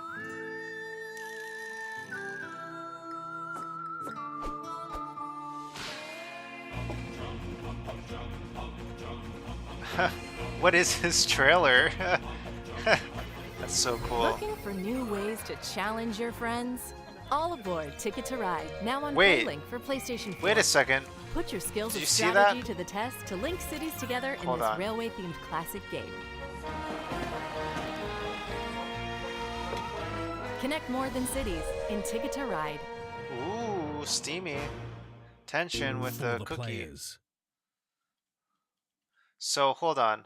They fight over the pizza, but then I think she makes All a grab aboard for the Tick- pizza right there in the trailer. Did you see that? Blink and you miss it. First they're arguing over the pizza, then they're playing the game. Oh wait, did she win or something? Ways to challenge your friends? So then she grabs the pizza here. I don't know if she won the game or not, but if she didn't, she's stealing the pizza. Cab in their homes that look like the inside of a tractor. Oh yeah, homies in the UK who stream with a full 4-screen setup for farming simulator. I mean, you're like, I saw you take that pizza, you not slick. I saw that. Trying to pull that fast one on me. Ticket to Ride board game. How to play. Trying to pull a fast one on me. I know your game here. Wiki how to play Ticket to Ride. How to play. Let's see. Let's just check out one of these. Ticket to Ride, how to play. The object of the game is to have the most points. You receive points 3 ways. Every time you place trains on the board and connect 2 cities, by completing destination cards, and by having the longest continuous train at the end of the game. You lose points for any uncompleted destination cards. This shirt is perfect. I feel like I've met many guys that have looked like this, that have played that like in a board game cafe, or like are into board games that wear this kind of shirt. Very perfect. Setup.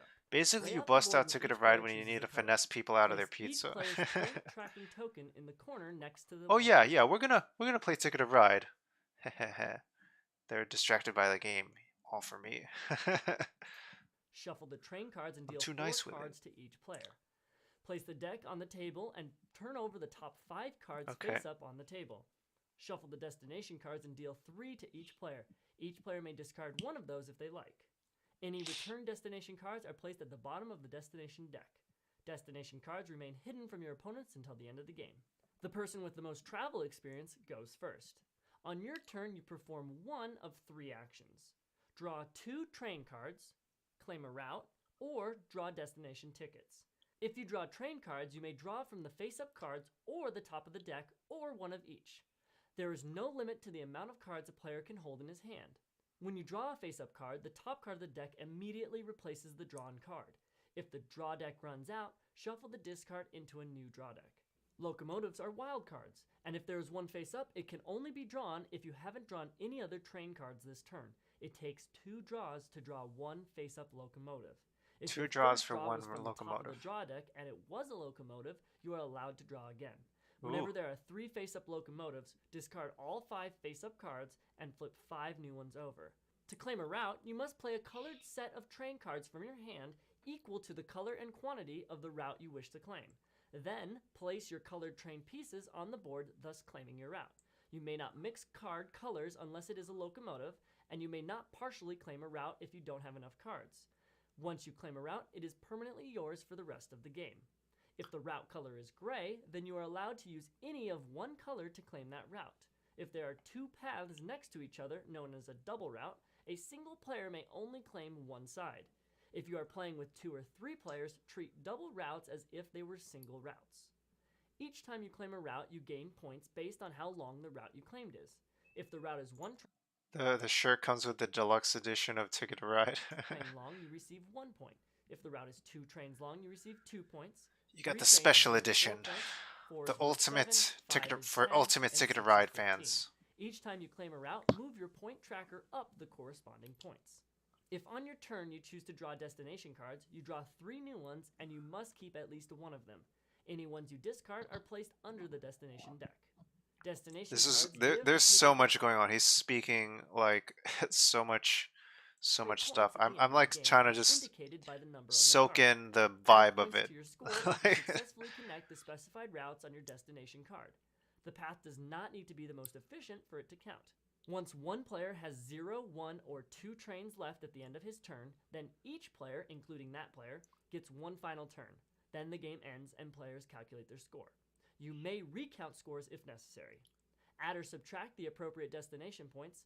And finally, assign the player who has the longest continuous train path a bonus of 10 points. If multiple players are tied for the longest continuous path, then all tied players each receive 10 points. Tally up all the points and the player with the most points wins. If there is a tie, then the player who completed more destination cards wins. Still a tie, then the player who had the longer continuous path wins. Okay, that seems like a good summary that I only soaked in a little bit of it. Isn't it originally German? Yeah, I don't know. I think it got the Spiel to something or whatever.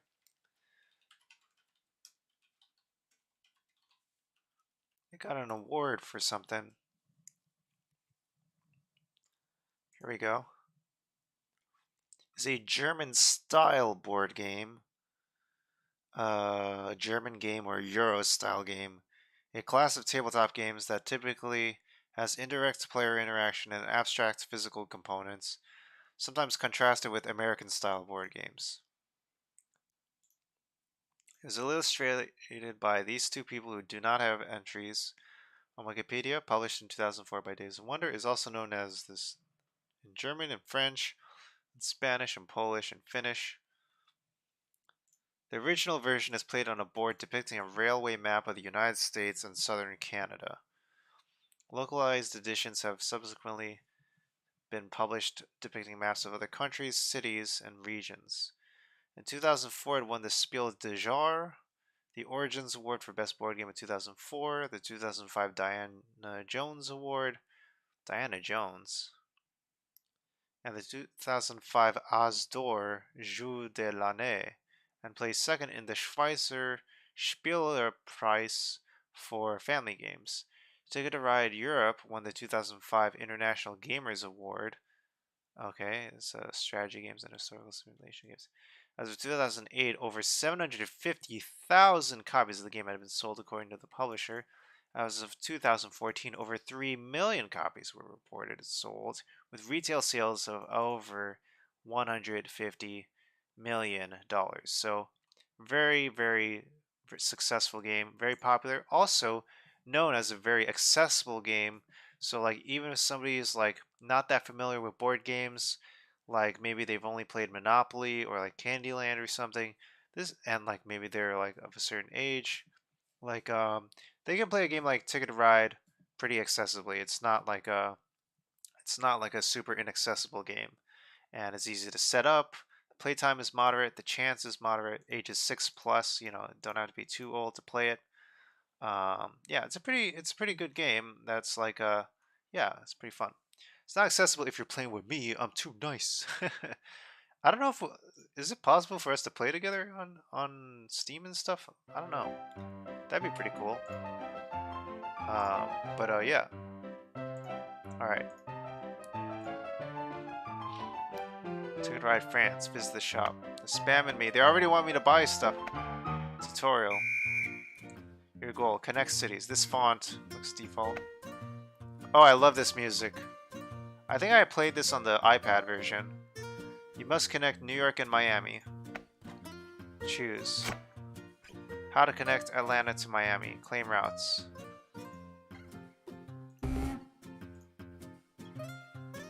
So I gotta put it on this blue route here. Atlanta to Miami. Atlanta to Washington.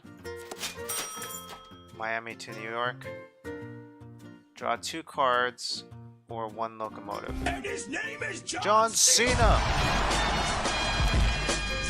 Should have seen that coming. Dun, dun, dun. I should play, but I should warn you, my playstyle is John Cena. Oh my gosh, what are you doing, Large Slot Leader? Oh my gosh, okay. You validated your first ticket. You connected New York to Miami. It is worth 5 points. Okay, pick new tickets. Connect cities. Montreal to Atlanta. Here we go, let's do this. Now try to connect Atlanta to Montreal, Atlanta to Washington.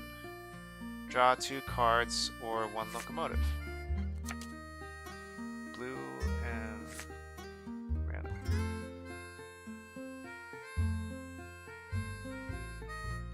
Montreal to New York. Validated second ticket. Connect cities. Denver to New York.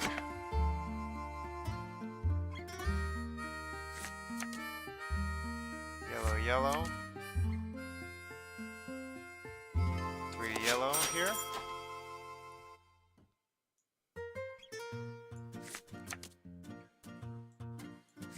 Draw from the deck. Red.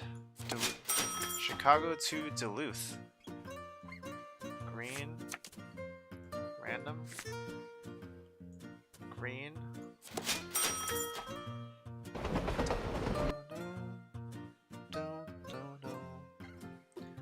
I'm too nice with it. I'm getting all these routes. I'm too nice with it.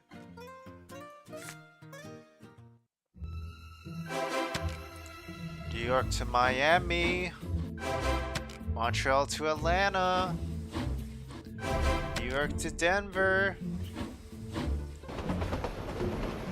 Longest route, Miami to Denver.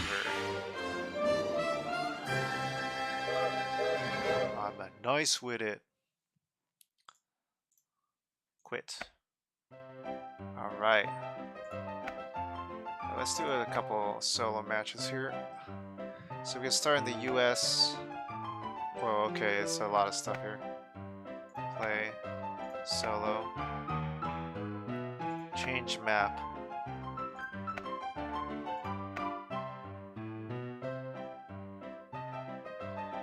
USA 1910 Classic Mega. 1910 Mega. Big cities, Pennsylvania. USA.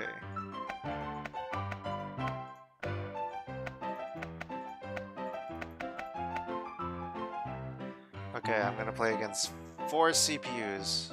Marge Lobot, C Huntingbot, Jane Stanbot, and Vanderbot Jr. Let's play. Oh, let's change this to Ticket a Ride. Dun, dun, dun, dun.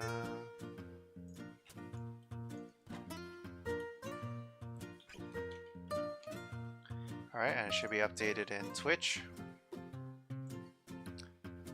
Dun, dun, dun. Dun, dun, dun. Dun, dun, dun, dun. All players start with 45 cars.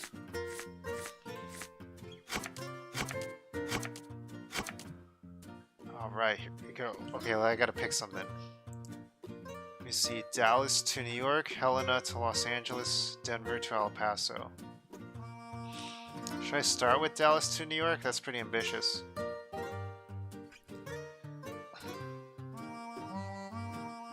Let's start with Denver to El Paso and Helena to Los Angeles. These are kind of connected, so I feel like that's more doable than these. Let's do these two.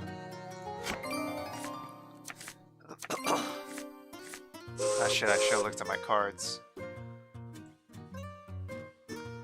Okay, so Denver to El Paso. Let's get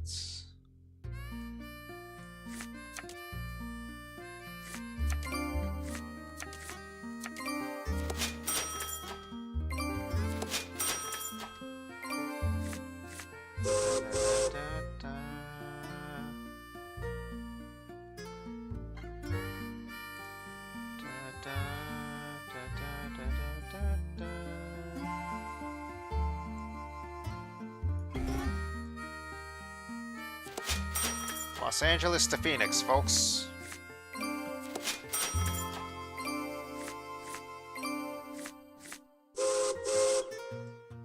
I get 2 blues.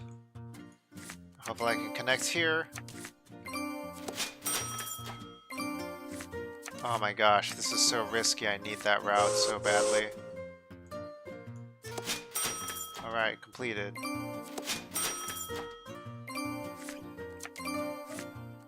It's so bad if I have to go all the way around. Yellow is good. Random is good.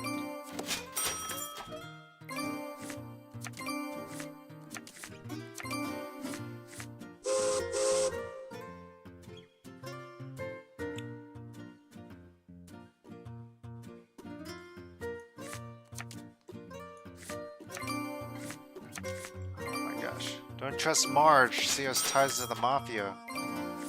Oh no, someone's getting in on my turf. Who is that? Jane Stanbot's getting in on my turf. She's all the way over here and she's getting over here. What's she doing? Jane, back off. It's my... Back off.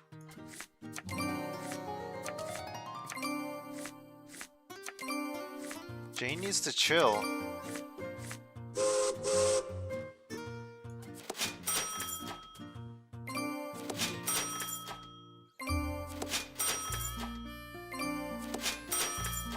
Okay, Jane is building here, here, and here. Very random. I don't feel as threatened anymore.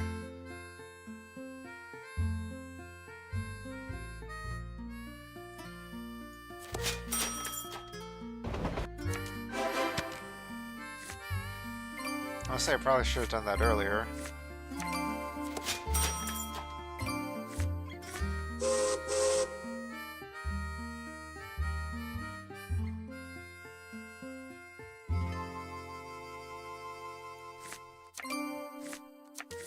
I need one more rainbow and I need green.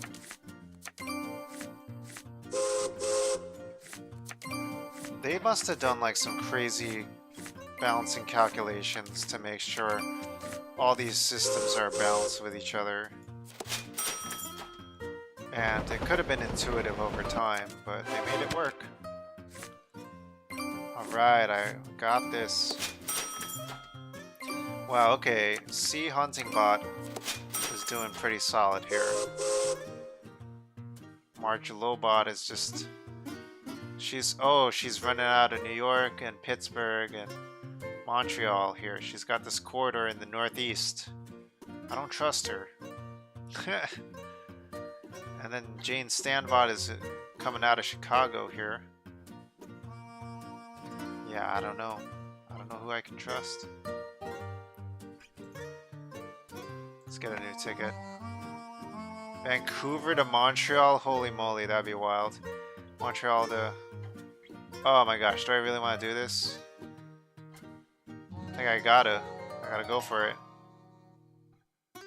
Let's do this. Okay, I need pink and blue. This is so precarious though. This is risky. Trust no one. Especially Australians. I trust Australians. Wait, is that because someone in the... someone had... there's like some... is that a reference to something earlier in the stream or something? I forget. Don't trust Australians. Oh, okay. So, Sea Hunting Bot's getting in here. Getting in my business. Jane Stanbot is here, here, here, and here. I don't know what they're doing. Vanderbot is popping some long routes here.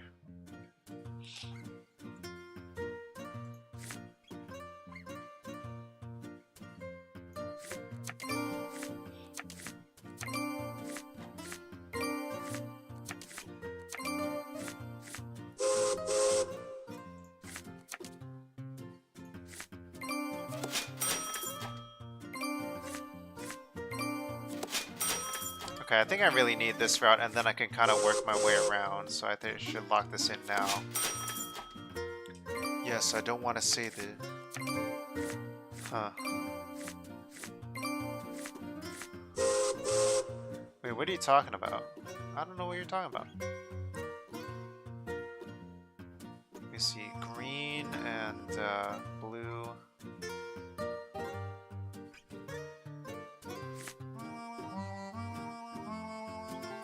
Pink. Pink is good. Pink, so green and then pink and then a 1. That's perfect. Okay, good lock in the green now.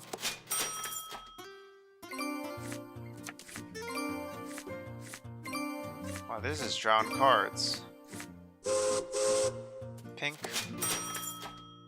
Womp womp. Oh, if they block me here, I'm gonna be so mad. Alright, they're just drawing. Sweet.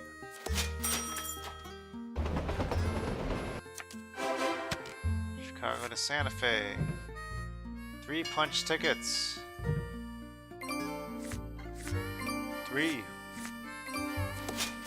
Omaha, baby.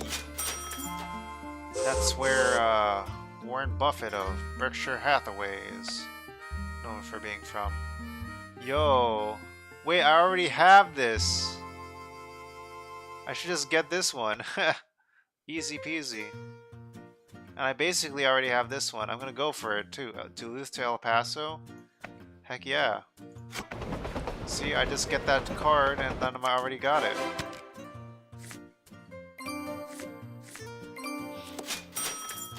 Okay, red is up in this business. Whoa, okay, Vanderbot. Whoa, this is a big route. Holy moly. Let's get 2 greens, I guess, and then complete my thing here to Duluth.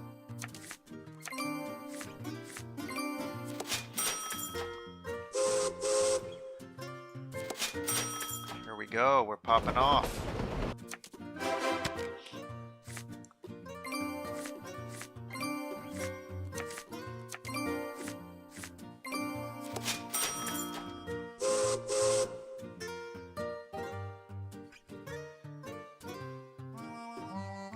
I have 20 train cars, I have 18.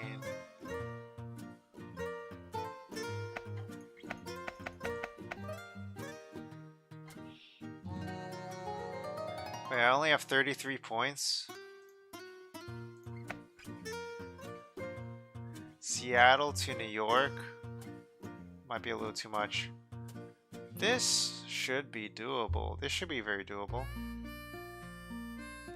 Do I go all the way to New York? Okay. Seattle is very tricky. But I have this and this and this. I just need to get from St. Louis to Pittsburgh to New York and then to Seattle here. I don't know. I don't know if I'm gonna risk it. Okay, I'm gonna go this one. Oklahoma City to Sault Ste. Marie. That should be easy enough.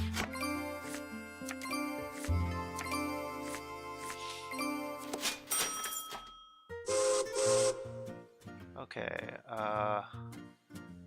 just any 2, 1.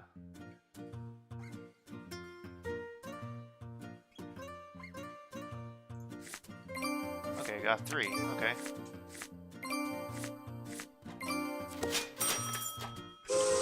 Wait. Okay, we got that.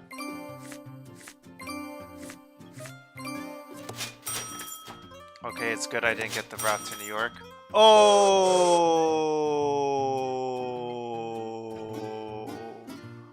You did not just do that to me. Yo, Vanderbot. Yo. Kansas City to Oklahoma City? Are you serious right now? Yo. Why would you do that? Oh, I have to go all the way around. Or I could go from here. This is no good.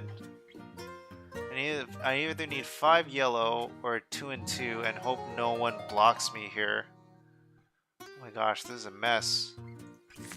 Vanderbot.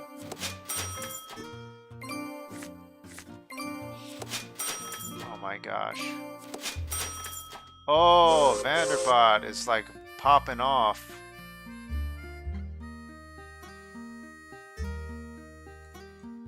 I need to block him here so he doesn't get anything here. And I gotta get this one. I need to get this one so badly. Okay, he's probably going there, so that's why it's good I got here. Vanderbot did me dirty. That Kansas City to Oklahoma City. I think I'm fine. I think I'm fine. Vanderbot's going up from Miami to Charleston now. Okay, let's get this. Let's get this bread. Easy money. 6 punch tickets. Achievement unlocked.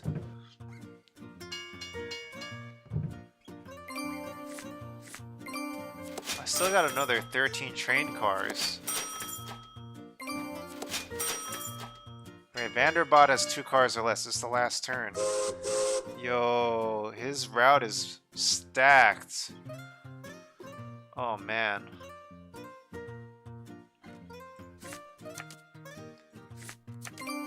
Should have just put something on the board, honestly. Wow, people are popping off with their fivers.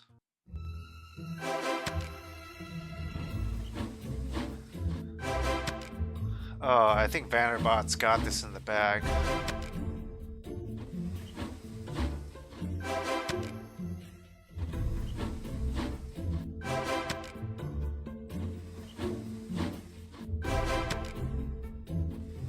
Got 6 cards.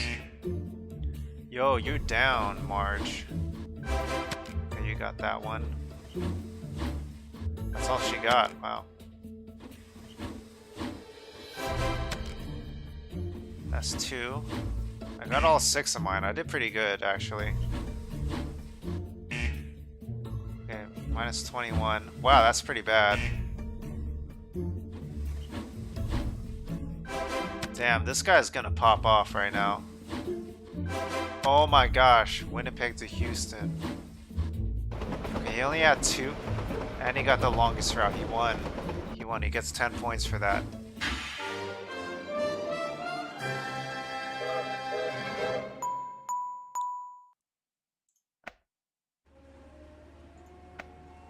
Free punch tickets. 6 completed. Pressure gauge. 80 score. Achievements.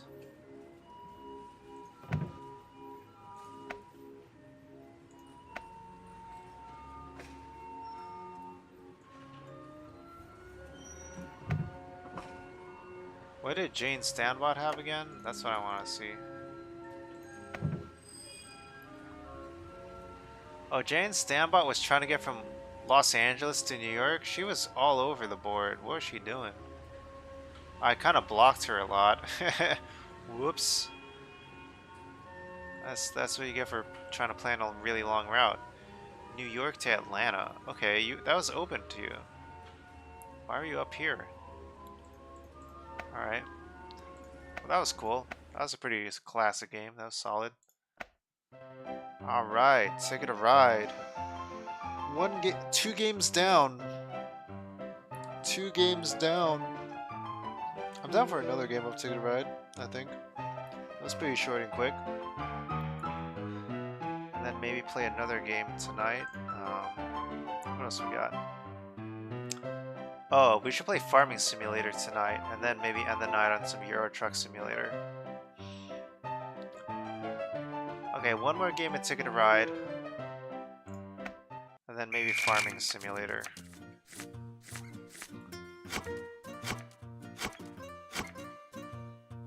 These are all over.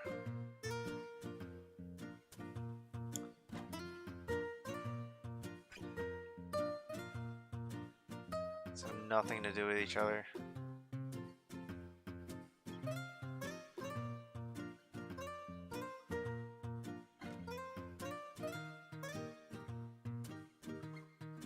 This is ridiculous.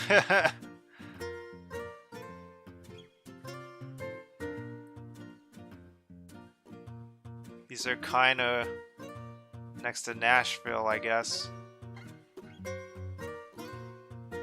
Let's do it. Screw it. Let's do it. Let's do this shit. Let's pop off here.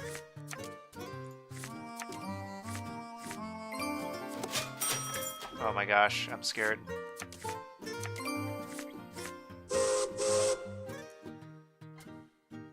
Yellow, green.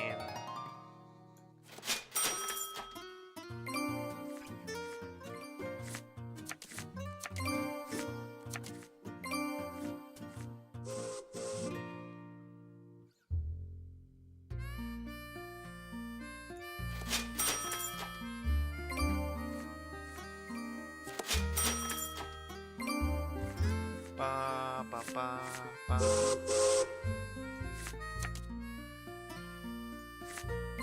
Nice, rainbow.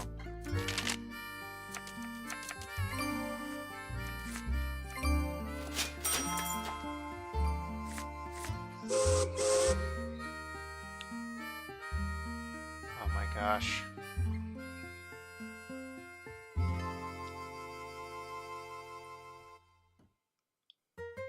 Oh. Yellow.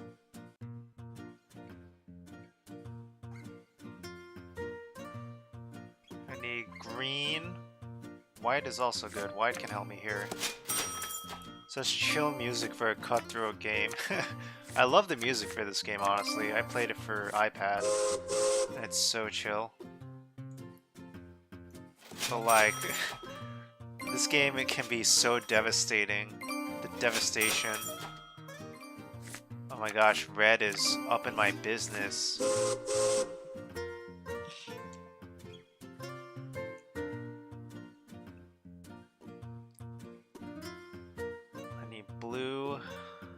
Yellow. I need... How am I going to get from Portland to Nashville? This is ridiculous. But I like a good challenge. Let's get black. Orange, blue, pink. Pink and green seem good. Blue is really important. Blue and orange. Now this is pod racing. Nice. Now this is pod racing. Devastation, you know what I mean?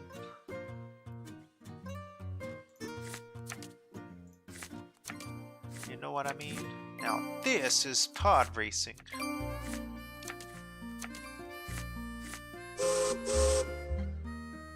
Okay, let's think about this. Oh, I can clear this route here right now. I can also put this route right here right now.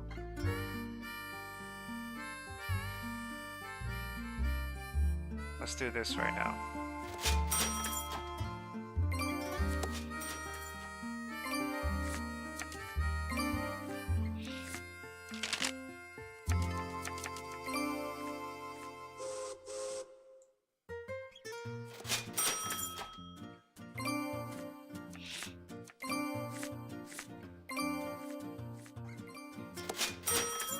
Oh my gosh, that's scary.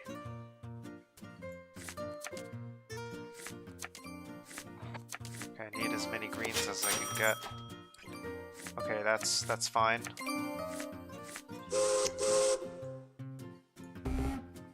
I already claimed this double route. Oh, I already have it. Okay, good. Yellow. Yellow is good. Green is good, yes. Great.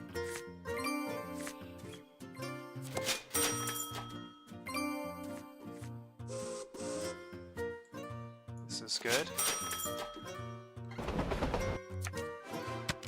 It's one of my cards. I need Portland and Nashville so badly.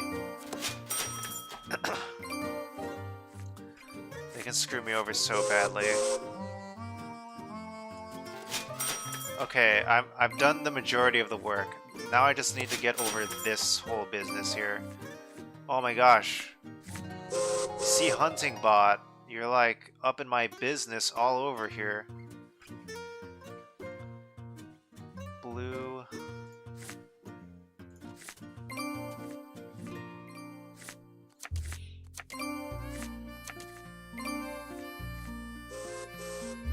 Let's take a rainbow.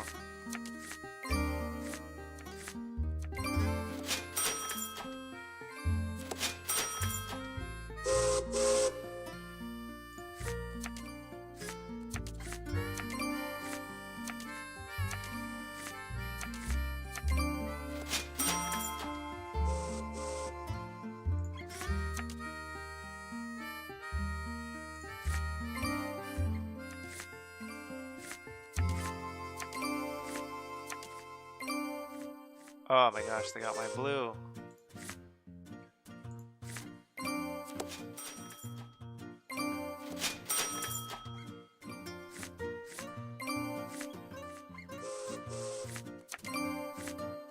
Okay, I'm up to 4 blue. Okay, Jane's stocking up on blue also, I think. Oh my gosh. Oh my gosh. Okay. Okay, so she's not taking my route. I was just thinking, like, if she's taking that much blue, she might be trying to take my route.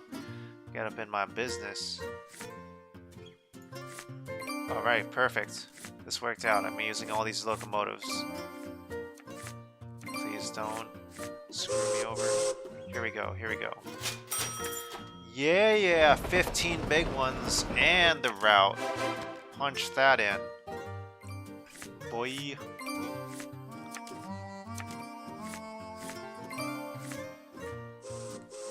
Alright, let's get some new tickets. Oh, oh, that's really cheeky. This is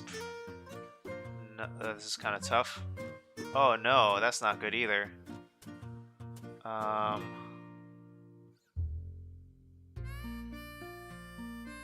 Oh my gosh.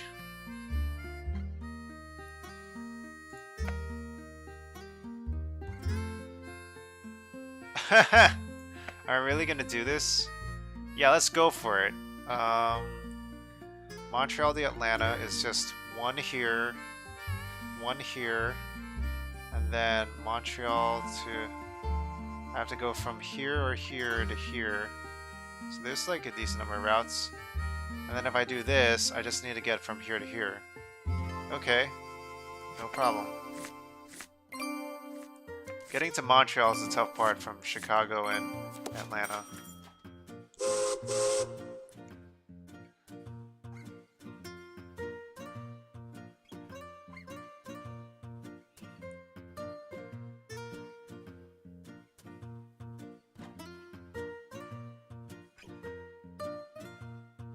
Okay, let's do this.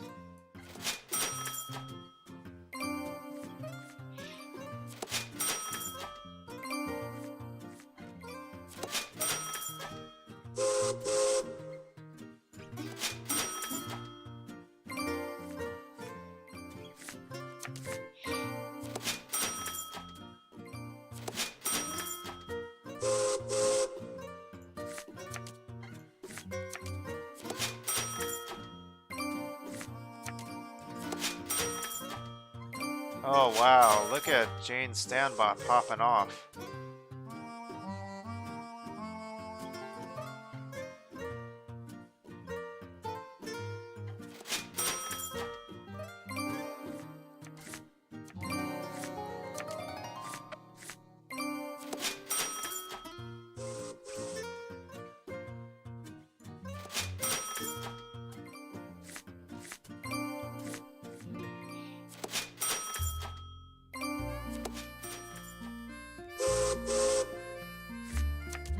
I guess I haven't been playing Denial, I've just been playing my own routes. Some people play aggressive Denial to other people's routes, and that's like a valid strategy, but very... Oh snap, I still gotta connect here. Scheisse.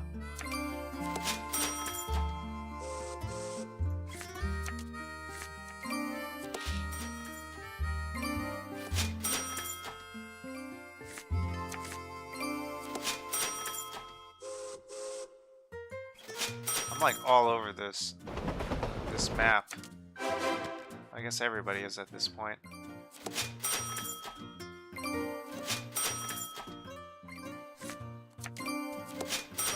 Ooh.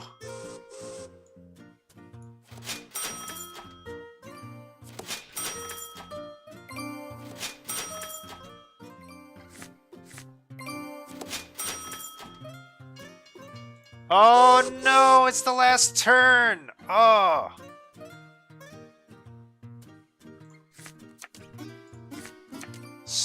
No! Atlanta to Montreal to Vancouver! Oh, I'm dead. I'm dead now. Oh, devastation. I just needed one more train car. Son of a bitch! That cost me 20 points. It cost me 40 points actually. It's like if I got it, I would have been 20 points up instead of 20 points down. Oh yeah, everyone lose. Everyone mess up. Screw that, you're not getting San Francisco to Atlanta. Yeah, you're down. You didn't get Seattle to New York, no way. Whoa, how are you trying to get Seattle to New York, Jane? Wow, that's wild. Ah, she beat me. Vanderbilt. Winnipeg to Houston. My first game went so much better. Oh, Vanderbilt's killing it.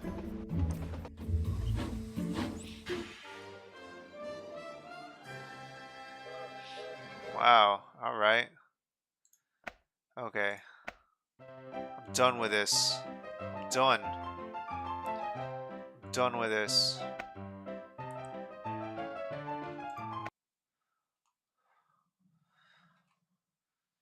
Silly game. Silly game for babies. You have 6-year-olds play this game. I'm better than this game anyway. Stupid. Alright, let's see.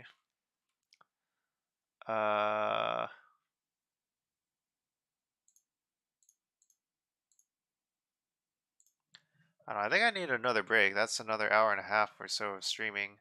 One more game after this. We're gonna play Farming Sim. I'll take another 5-minute break, and then we'll play Farming Sim, and then maybe that'll be it for the night. Yeah. So Farming Sim, and if Farming Sim doesn't work out, we'll just go back to Euro Truck Sim. Okay, so another 5-minute break, folks.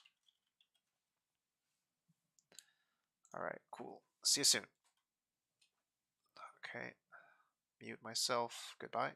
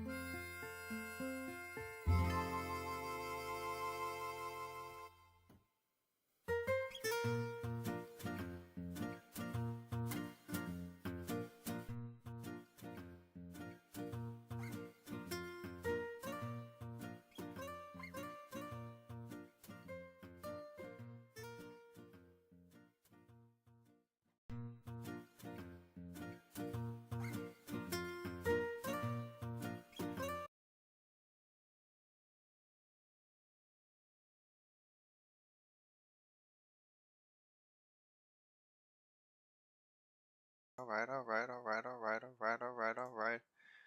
Alright.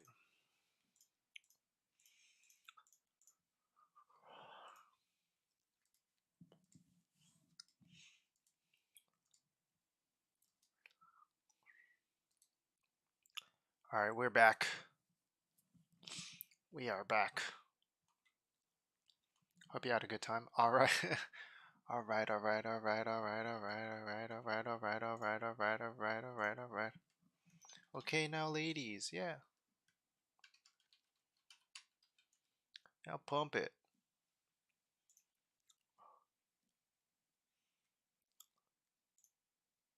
This is gonna be copyrighted, so I'm gonna mute it.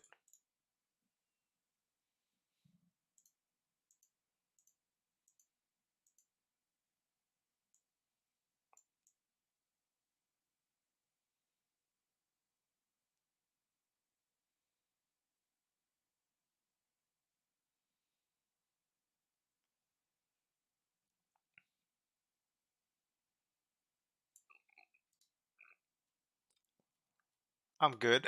I'm good on Black Eyed Peas right now. I don't know. Black Eyed Peas are alright. The Black Eyed Peas are alright. They're okay.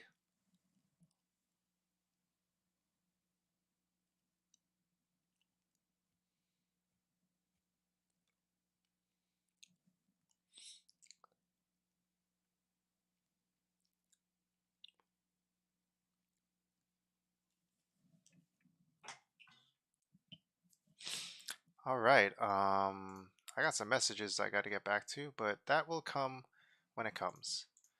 Hello, we're continuing our stream of this Earthquake Relief Bundle from Humble Bundle, and we're playing games featuring it. And if you buy the bundle, I'll do some matching for it, and if you do donations to the stream, I'll do matching as well.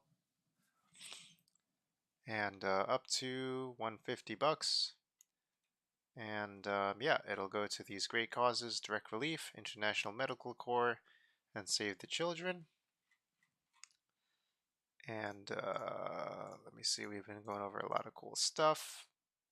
Playing a lot of cool games. First we played Baba Files Taxes. Then we played Ticket to Ride, also that was in this bundle. Yesterday we played Gotham Knights, the premiere game, along with Euro Truck Simulator, one of the premiere games. And up next we have Farming Simulator 17. But a little bit, I want to do a brief little interlude here before we get to that. I know something I like to do that I've been trying to do on the stream more is like integrate like more physical objects and not just have it be all digital screens and stuff. So yeah, I like to show off some like cool things and stuff, so we're not just like existing in the realm of computers and digital space. So yeah, I have something to show you that I got that was on my shelf back there, that I kind of just keep on my shelf back there, that is probably pretty hard for y'all to see from such a distance. But I thought I'd show you it more up close and give you more details on it, because it's something that looks pretty cool and I thought it was pretty cool to me. So yeah, it's actually these collectible trading cards from Final Fantasy. Let's see, but not this collectible card game, but art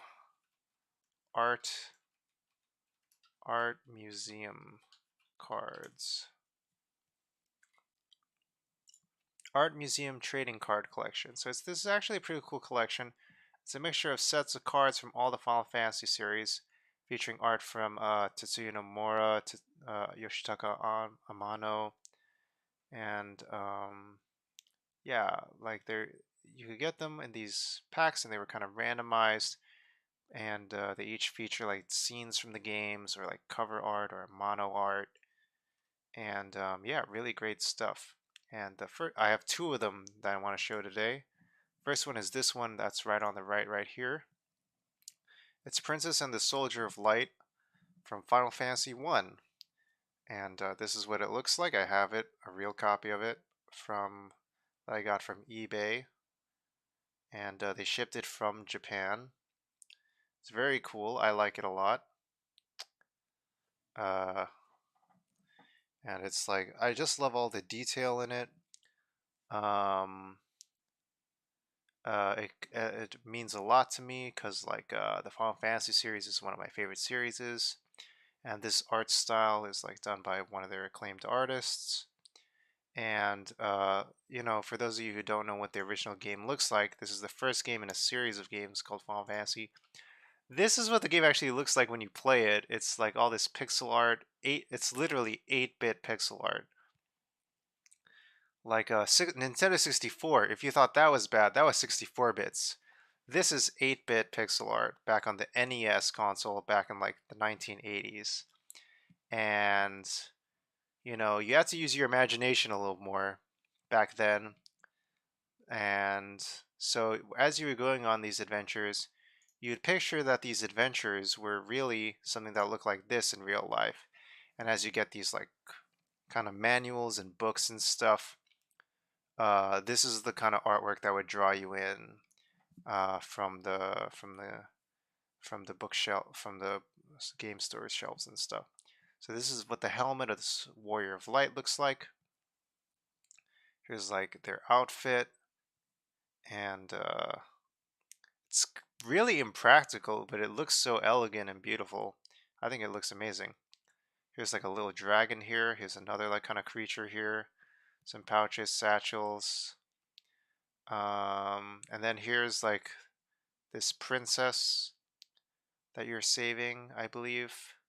And then here's another dragon. Here's another creature. It's just, and like here's some like buildings and stuff in the background, almost as if it's like a dream, quite like a dream-like kind of imagery of like what the soldier is looking towards from the right here, facing towards the left.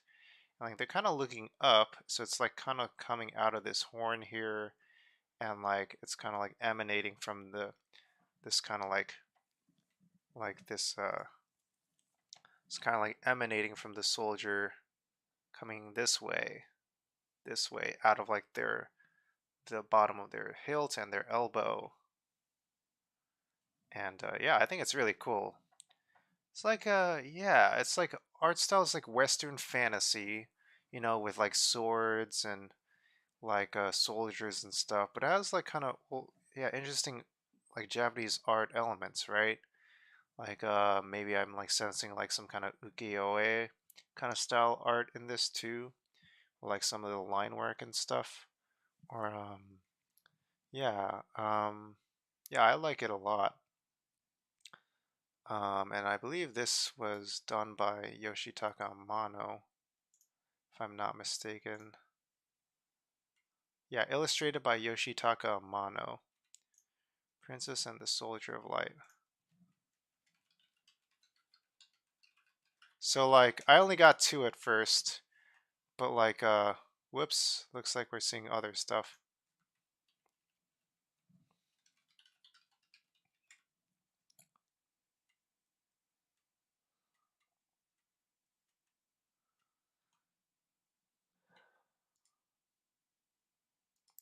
So like so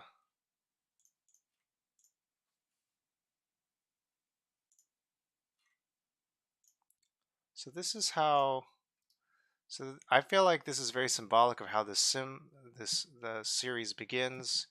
Soldier of Light. You can actually choose different characters for the main character, so there's not really a de facto protagonist. But you know, they are some kind of Warrior of Light that you're choosing as the protagonist. And it's representing the first hero of the first game, done in the art style that's kind of signifying this kind of beautiful series. And then it's got a princess in here, which is like this quest here that you're trying to save her. Very classic kind of romantic notion of heroism. A little outdated in some ways with the with the uh, with the gender stuff there, that women have to always be saved and whatnot by a hero. But yeah, the woman gazing down pose is a very ukiyo-e-esque trope. Oh, interesting. That's cool. Yeah, kind of like modest, like, you know, like a kind of like, ooh, like those ukiyo-e. Let's see if we can find some of that without triggering some uh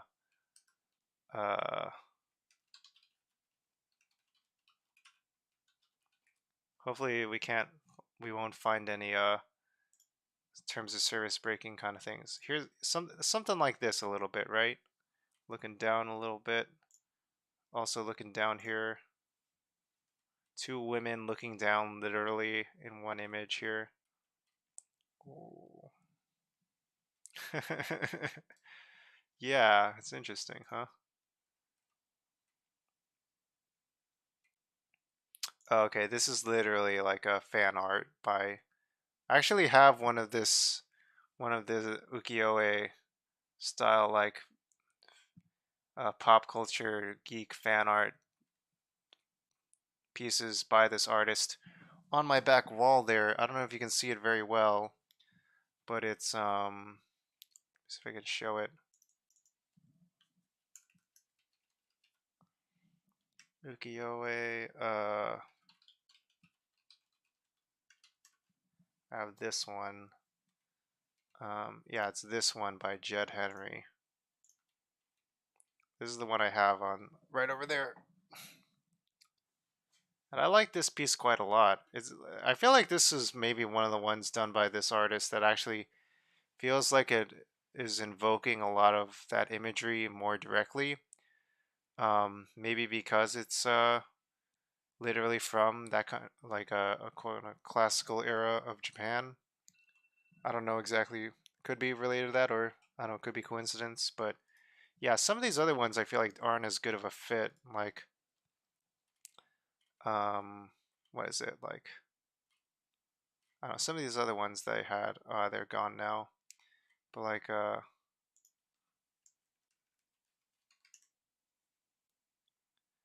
some of these other ones like look kind of like a little too modern. Like this is just Legend of Zelda, more Legend of Zelda. This is Pokemon. It's kind of cool, you know. It's cool, but like I felt like I liked something a little more elegant like this, and like even the watercolor aspects feels a little more classical, like ink brush strokes and stuff. But like yeah, this is like I believe this is Star Fox. Yeah, Pokemon, Pikachu, Squirtle, Charmander. Where's Bulbasaur? Meowth from Team Rocket, James and Jesse. Link from Legend of Zelda. Yeah, yeah, the muted colors of this one. Right, right. I think that helps. Yeah. This feels like it's actual like muted colors of like the brushstroke and stuff. It's more like focused on the contrast, the high contrast image, and like the only color in this other than black and white is red. So there's a very simple color scheme. There's the negative space of the kind of background like canvas color, which is like maybe beige or whatever. And then there's like the kind of like black and gray of like the brush strokes and then the kind of watercolors. And then there's the red, which is like kind of more concentrated in certain parts and then more faded in other parts. So very simple color scheme and like maybe feels more like, I don't know, traditional or something to me. Or I don't even know if that's the word I'm looking for, but whereas like this feels like it's like literally like a modern, like they just literally did this with modern technology or something. This is literally Ash from Pokemon. Just like redrawn or something. But I feel like, I mean, in this example, like since it is Pokemon, you kind of can't do it with, when I think about it, you kind of can't do it without the colors because like literally to have the classic look of Pikachu and Squirtle and Charmander, you have to have the colors signifying that this is yellow with the red cheeks, this is blue, this is orange and red. Because otherwise you can't really tell that it's the Pokemon characters. Otherwise this just looks like a rabbit, this looks like a turtle, this looks like a lizard. Here's the Pokeball that has the fire symbol on it. Here's the Pokeball that has the water symbol. But I don't know, it's not so... I don't know. Yeah. And then here's Boba Fett from Star Wars. Pretty cool. Anyway, geek culture, huh? But this is what I got. I like this. I like this style a lot. I'm a big fan of it. And I feel like it's very symbolic of one of my favorite series and one of the first games in the first series. And I did play the first game, Final Fantasy 1 on NES in English version in the US release when I was growing up. So it's one of my earliest memories of video games, honestly. So yeah, it's good to give a tribute to that. And let me see, Final Fantasy 1 Japanese box art. Or box art. Let's see what it looks like. So here's what the US box art looks like the way I played it. This is the US box art. And they're trying to make it more Western and everything. You know, here's a Nintendo Power print poster. But then this is what it looked like for the Japanese box art. Um, here's what it looks like for on the little literal Famicom cartridge. I think it looks much better, but for whatever reason, it seemed like they believed that it wouldn't test well with U.S. audiences, which I don't know. Maybe they're probably right on that, but I don't know. I think U.S. audiences are wrong. And that's the problem when you're making a commercial product instead of a piece of art, you know. You can't just say, "Oh, we'll let time and like the test of time tell whose taste was right in the end." Because this time it's like, no, we got a business here.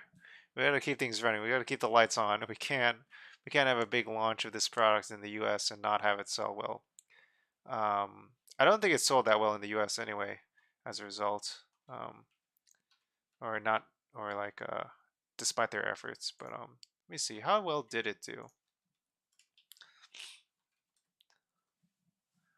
Final Fantasy 1 wiki. Releases.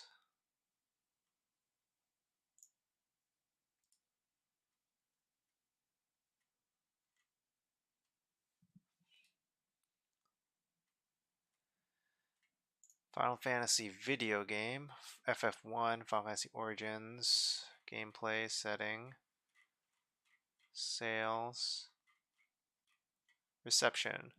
So, original Famicom release, 520,000 copies in Japan, grossing more than 21 million at retail. Whoa, okay, that's a lot of money. Equivalent to 50 million in 2021 retail. Wow, okay, I guess economies of scale were very different back then. And then NES release was more successful in North America, where it sold 700,000 copies, adding up to 1.3 million copies sold worldwide by 1994. Okay, so it did do well. Okay, good. Congratulations. Wow. Yeah, Final Fantasy was one of the few JRPG series that actually did well in the US when they were trying to bring it over. Like Dragon Quest had a whole series of issues with how it didn't do well. And it was like the premier JRPG series for console in Japan, but yeah, it did not do as well compared to its counterpart Final Fantasy. Okay, so yeah, that's enough of that. But yeah, here's this one, and then I have another card here. This one is from Final Fantasy VI. This is Tara Branford, and it features her in the what they call in the release the Slave Crown, but under here it says Ring of Manipulation. So Ring of Tina. Okay, in the U.S. they call her Tara, but in Japan they call her Tina. She wears the Slave Crown, and yeah, look at these colors and like the work, like all the lines are really faded. Like you see her eyes, but like they're really faded out, and the hair is really faded. And yeah, in person, I wish I could show it to you in person because it really looks really great, and I really like it a lot. And I like just having it on my shelf to look at sometimes. This is maybe one of the few times I've looked at it since I put it on the shelf, but yeah, I like having it, and yeah, the colors of the flowers are good, and then the dress, yeah, just a very good piece. There's a lot of motion here. The hair is flowing. There's all the detail work in the hair, and a lot of like accoutrements in the background and stuff. What's the ring of manipulation? That's a very good question. In the beginning of the story of Final Fantasy VI,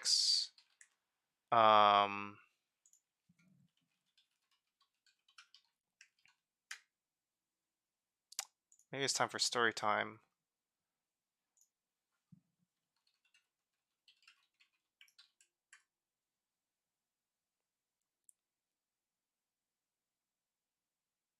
I don't know if I'm gonna get a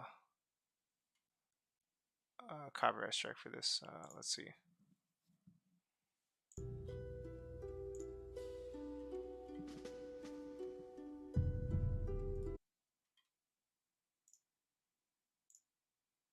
Fur Lord OST.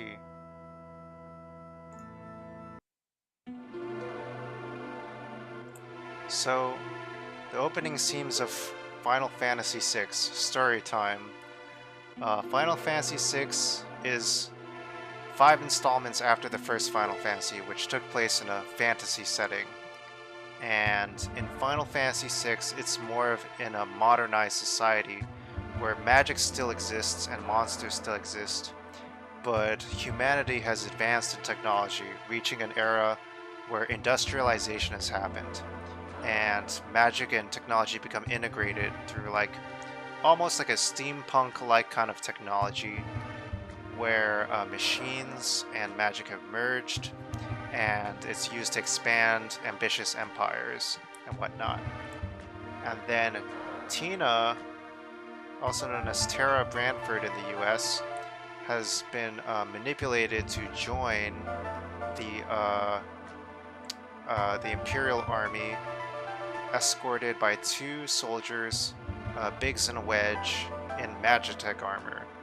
And Tina's also in a Magitech armor suit herself, and she's one of the rare people in the world that has the ability to use magic. She's a magic-using human, but she's like really dangerous. She doesn't want to fight for them, and she's actually destroyed and presumably killed or injured many Imperial soldiers.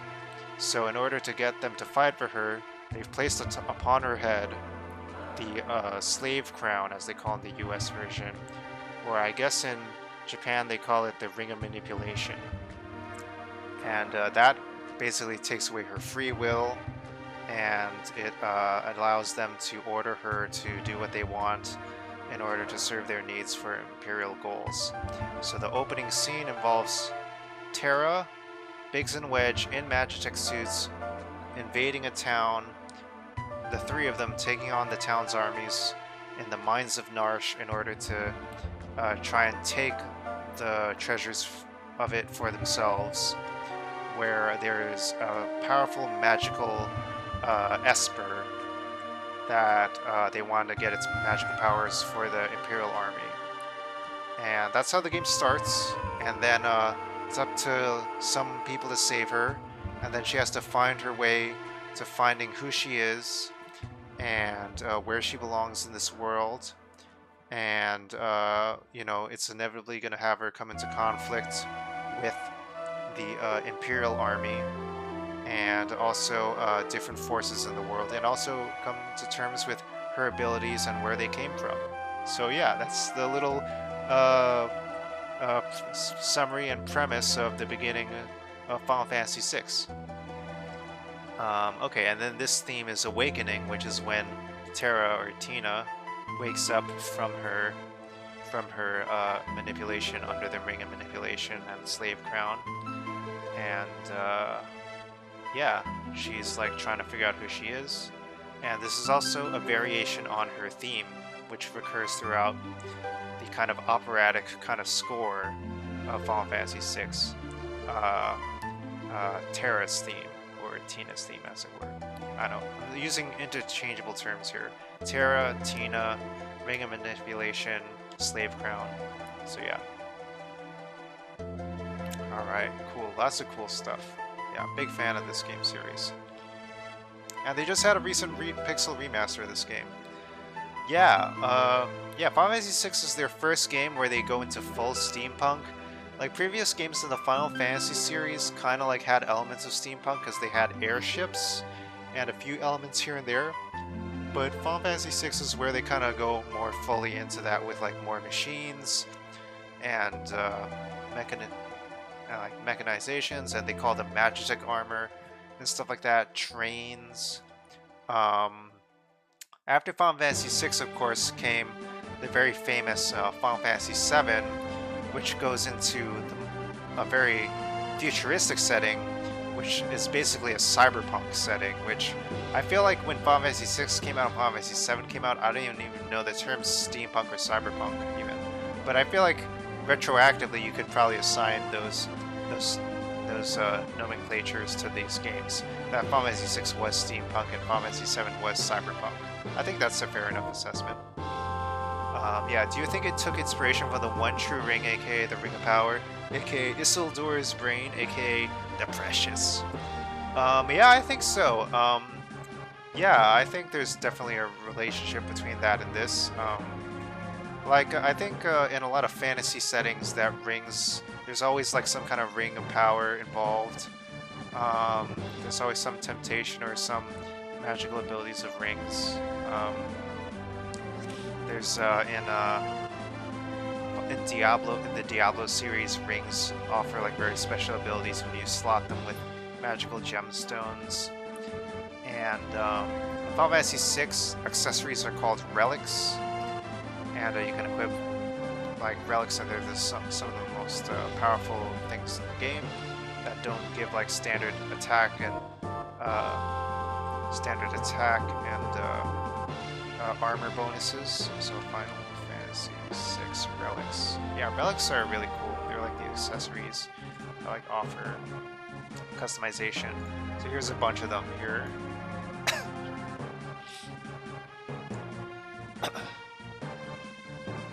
So yeah, they can protect against status ailments. They can increase magical abilities. Ribbon can protect against all these status ailments. Some of them give status effects like protect magic or reflect magic or floating status or haste status or regen armor, or increases strength and abilities by a huge factor, or give special abilities to commands and stuff. Yeah, there's a lot of really cool stuff here.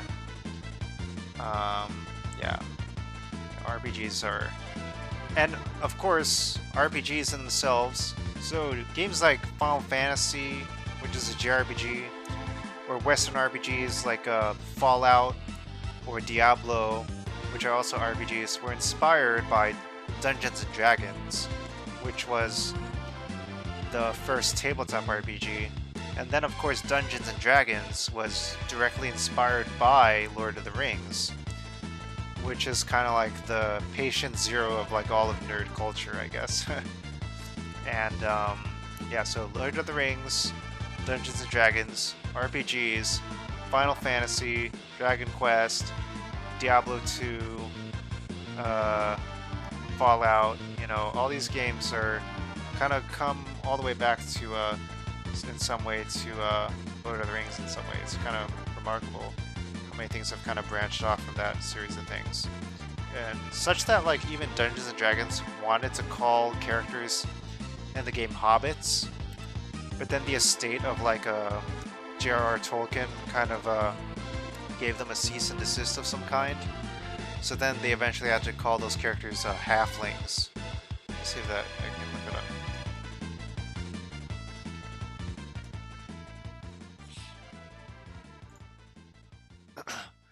The halfling, originally called the Hobbit, is a race in Dungeons & Dragons.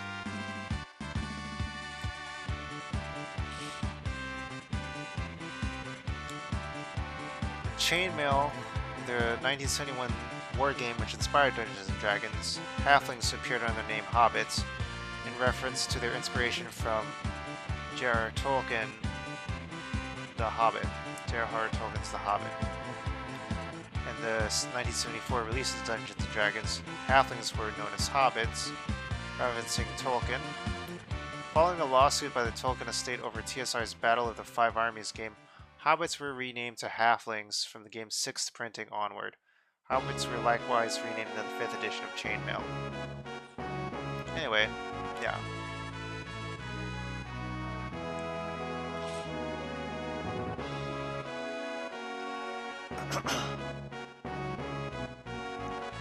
So yeah, if there's a relationship between this and that, it's not a coincidence.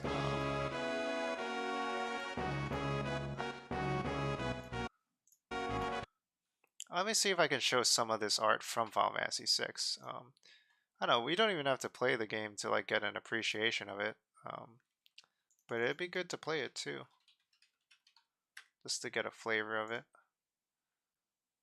Here's like a bunch of the characters, a mono style.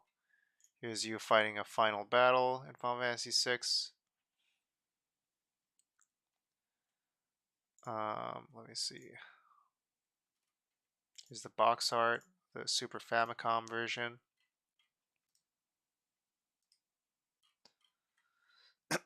Set in a world with technology resembling the Second Industrial Revolution, also known as the Technological Revolution.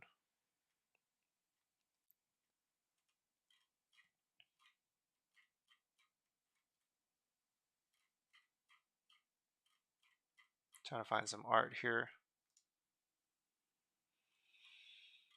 Ba, ba, ba, ba, ba, ba. Ba, ba, ba, ba. Here's the menu. You gotta have some menus if you're doing a JRPG. Here we have Scion the Samurai, Sabin the Monk, Shadow the Assassin. We have all your relics here, as I mentioned, equipment, abilities, status, formation, items, Esper's magic and stat growth. Here's characters, artwork of the playable cast of Final Fantasy VI.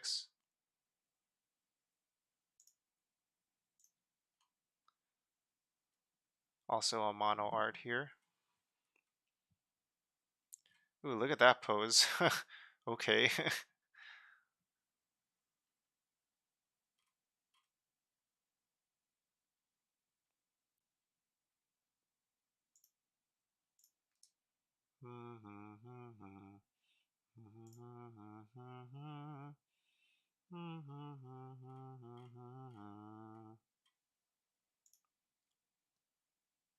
Here's the remaster.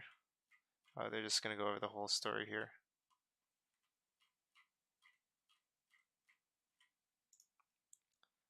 Battle in the Port. Game Boy Advance version.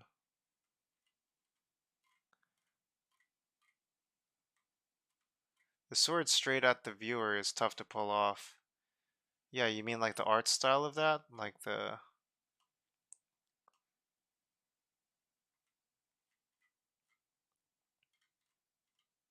Let me see, characters. Oh yeah, like this Locke holding the sword, pointing it straight at us. Yeah. Yeah, oh yeah, it's got the curve here a little bit, yeah. I feel like even in real life, if you were to look at that, it would be kind of hard to tell what's happening exactly if you're just holding still or if you take a photo of it. Like, unless you're like in motion and like moving around, it's kind of hard to tell. Yeah, might be one of those kinds of things. Setzer with the dice. Mog, Sabin. The other characters. Yeah, it's a cool series. I'm a big fan of it.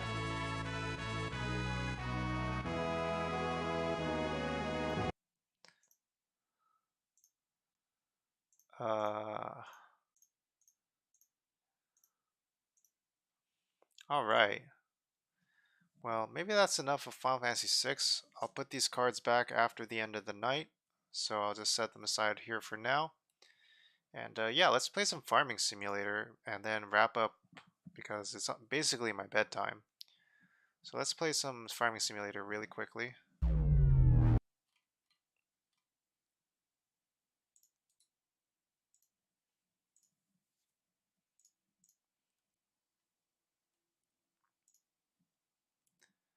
Oh no, did it crash?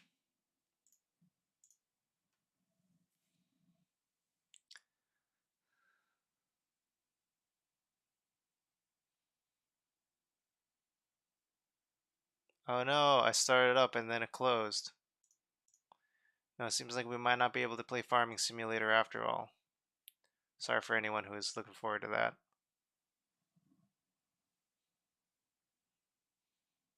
Every time I open it, it just closes.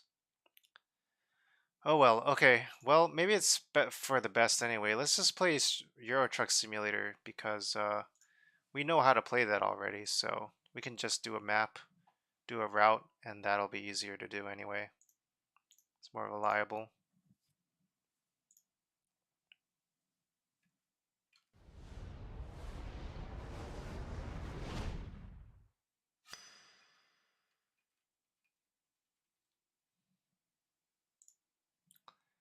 Let's do game capture.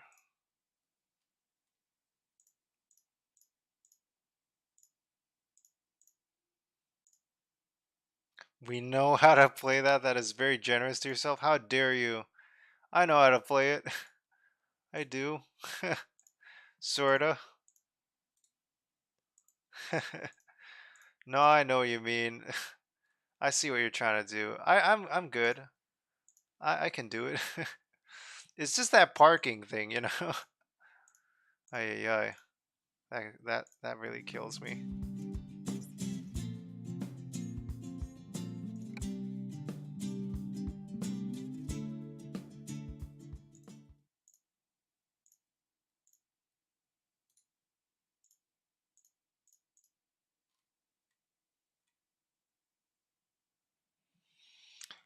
Come on, what's happening? Firefox.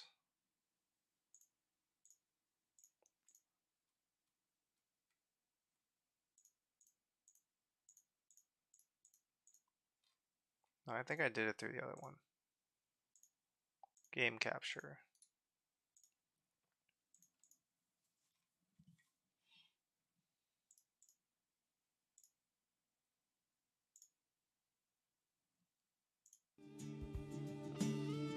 Should this work?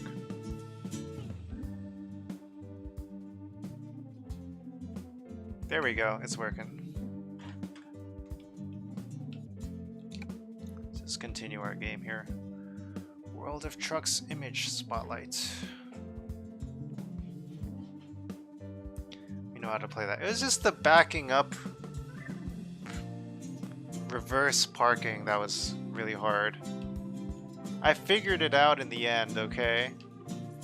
I could have given up at any point.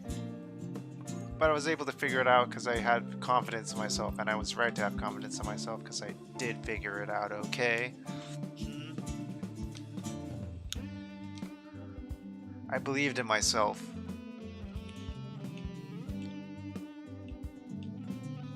Okay, this pays more per mile. And it's a shorter trip, I think. Paris to Lille.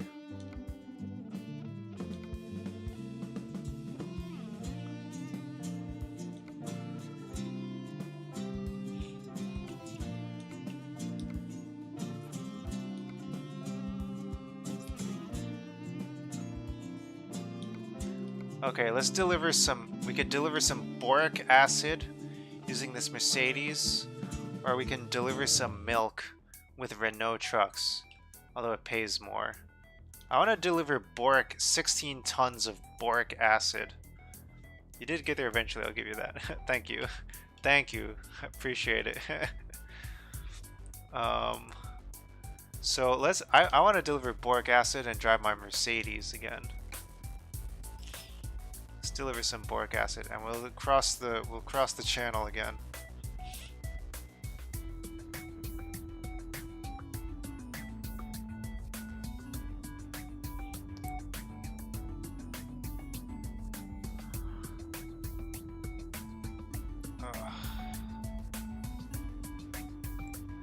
not everyone would have figured it out eventually. And I was right for believing myself. Even though, like, I persisted and I figured it out, even despite your ridicule, you know. I knew the whole time that I knew how to figure it out, that I was going to figure it out eventually. I didn't know how to figure it out. I didn't know how to do it, but I knew I was going to figure it out. Can you believe that that was simple controls? Like, I was doing that with simple controls. Look both ways. Oh!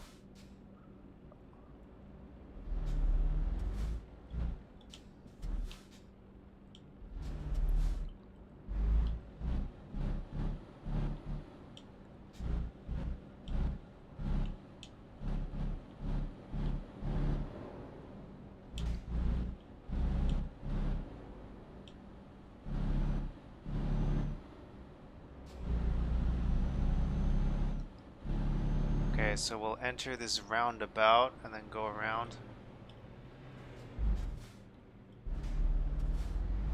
Stop!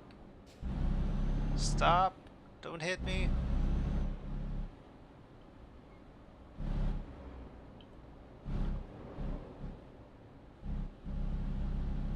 Oh, this is a big roundabout.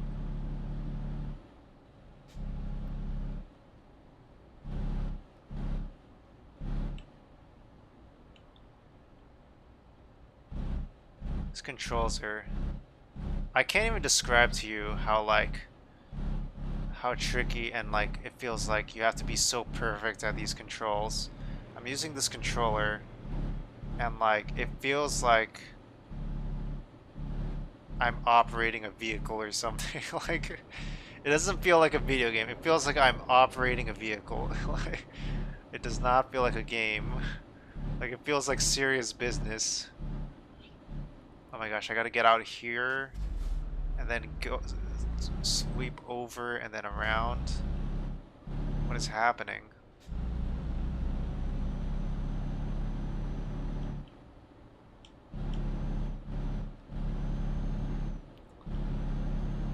So I gotta go over and loop around then or something. Turn the wipers on, bro. So there's a number of reasons why I don't want to do that. One, I don't want to get stuck with them again. And two, I'm not sure exactly how to do that. So, multiple reasons. That was hilarious though. That was hilarious. I have no idea how I did that.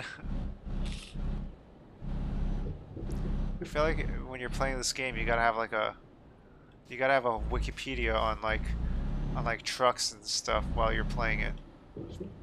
Oh, I'm bumping this car. This car is bumping.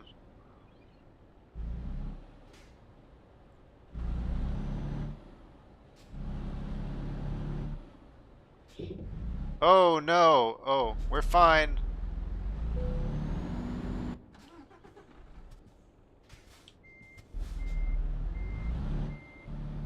Oh my gosh.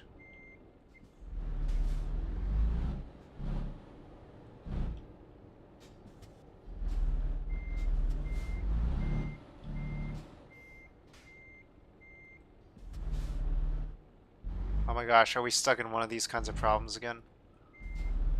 Oh no! This is gonna be a nightmare.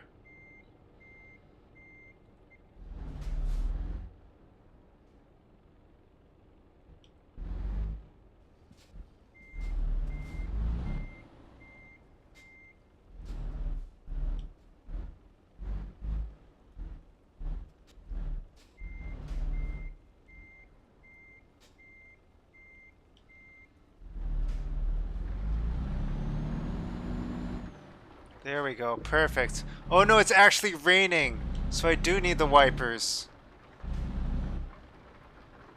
It's actually raining. Oh my gosh, I need the wipers. How do I turn on the wipers? I need the wipers. Oh.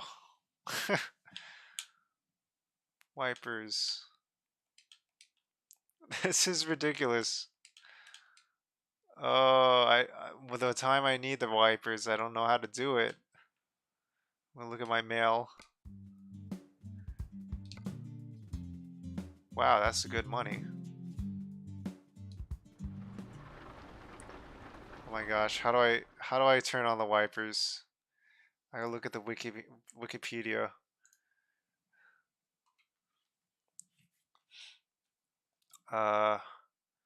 What is it?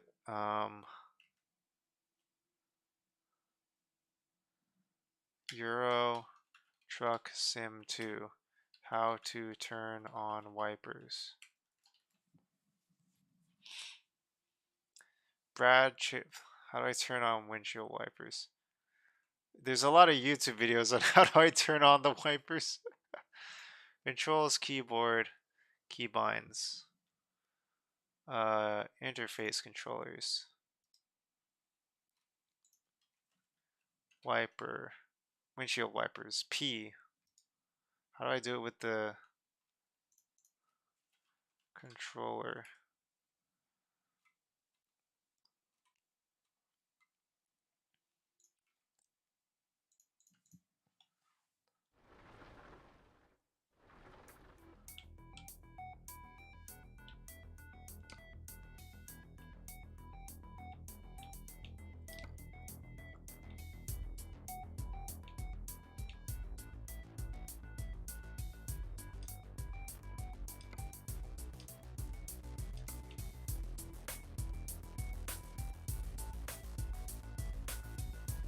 Eye tracking. Oh my gosh.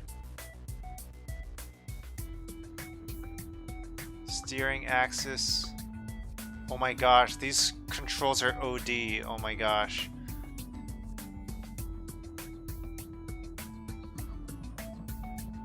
I just don't know how to turn on the wipers. H shifter setup.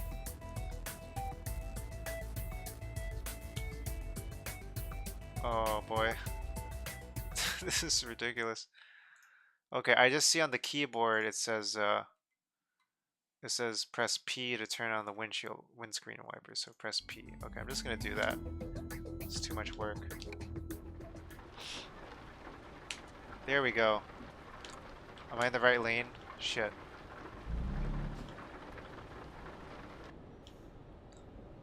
Oh my gosh, this is like gonzo. This is like bonkers controller controls. What's going on? Why is it like going at like 50 miles an hour?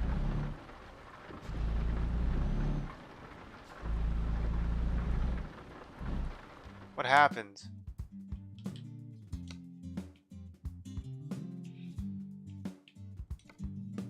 What'd I do? I touched something. Reset to default.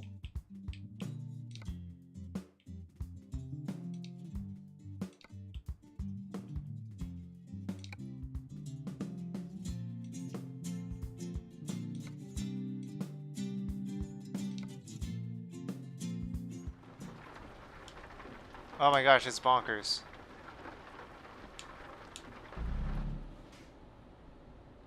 Oh my gosh.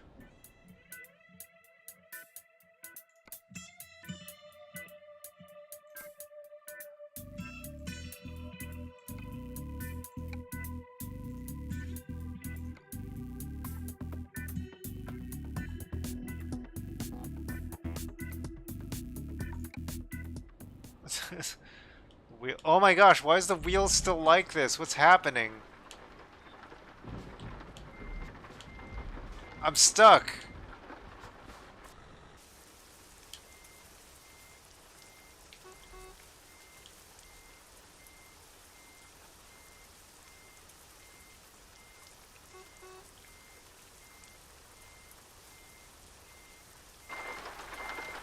Oh my gosh. There's a truck behind me. Why am I still backing up? What's happening? Input wizard.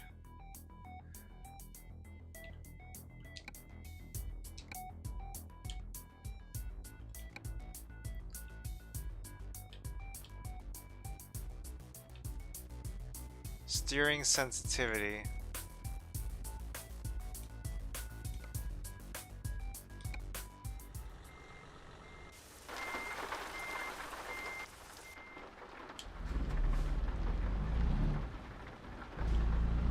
There we go. That seems more like it.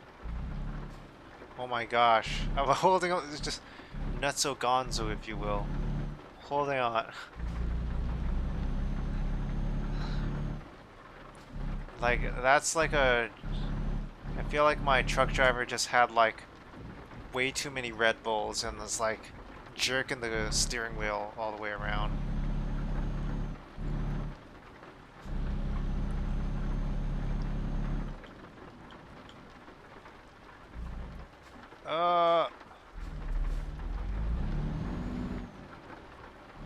I'm doing fine. This is fine.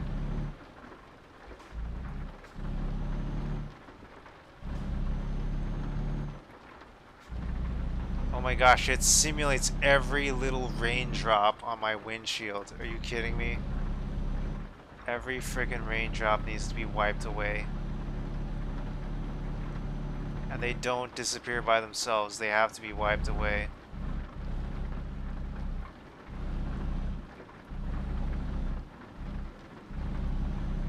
Oh my gosh!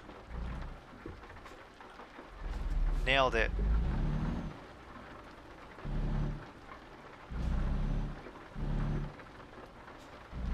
Perfection.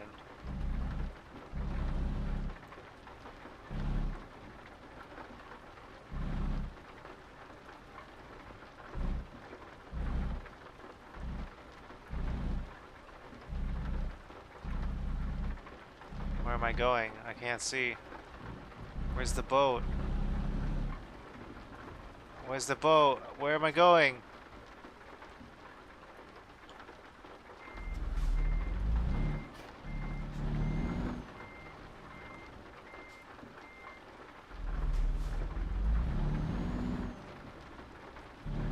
I think I'm going here.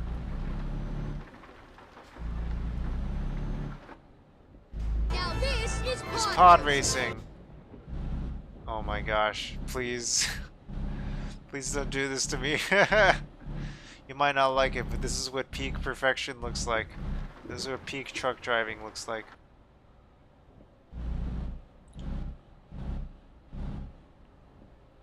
I'm so good at this game. I'm so good. Yes.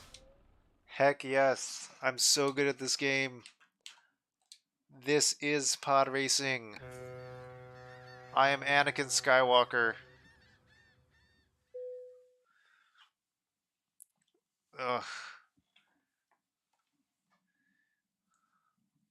You gotta go pod racing, Annie. Alright.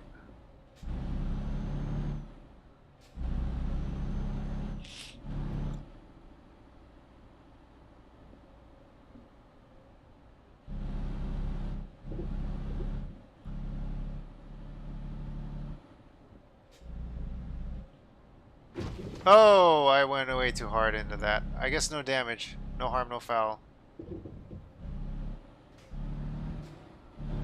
Yield. Oh my gosh, I'm entering a highway.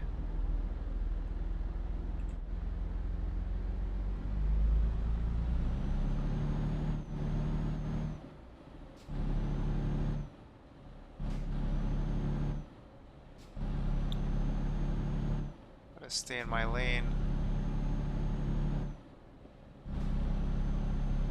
Stay in my lane.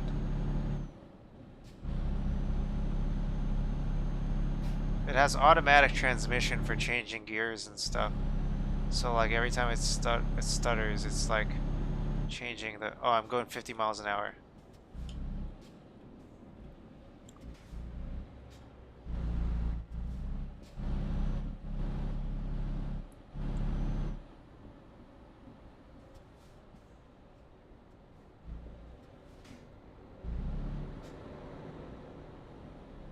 I gotta turn right.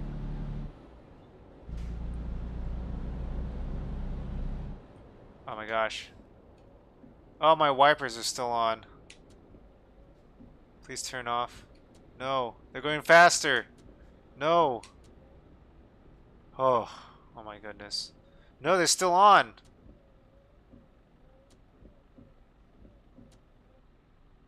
Okay.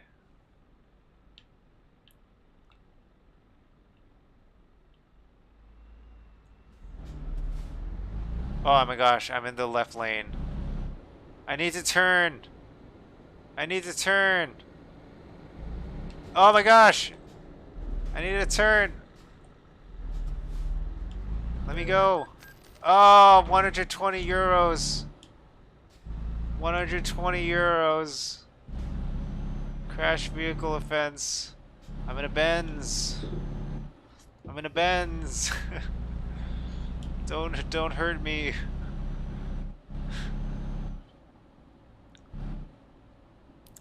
I don't know what boric acid, but I think it's pretty important and I'm delivering it. So I don't know. Maybe that's related to the kind of goods I'm delivering.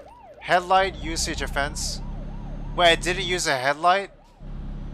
How do I use my headlights? I just got another euro fine. It wasn't even that dark.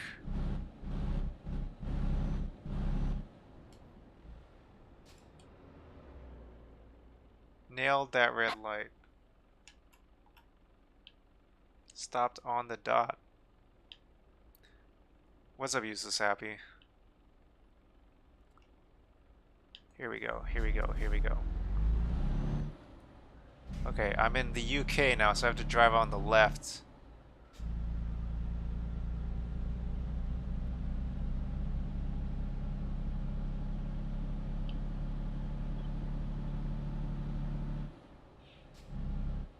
Okay, I have to go to the right lane to turn right.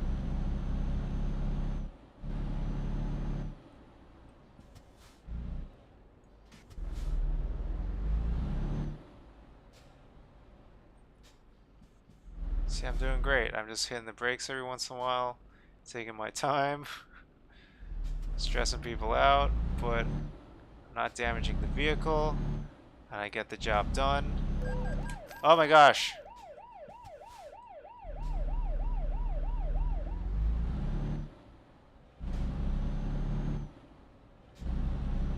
What's the headlight usage offense? What is that? How do I stop that? I'm losing 100 euros at a time.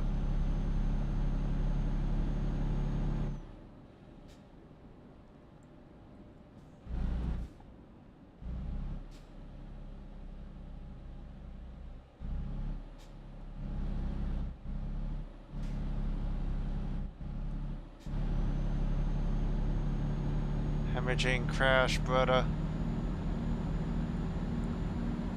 Nah, this is gonna be worth it though. This is a good gig.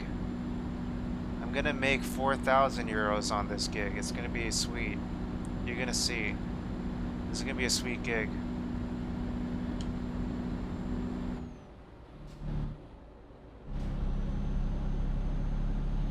Oh my gosh. Oh my gosh, it's another 140 miles.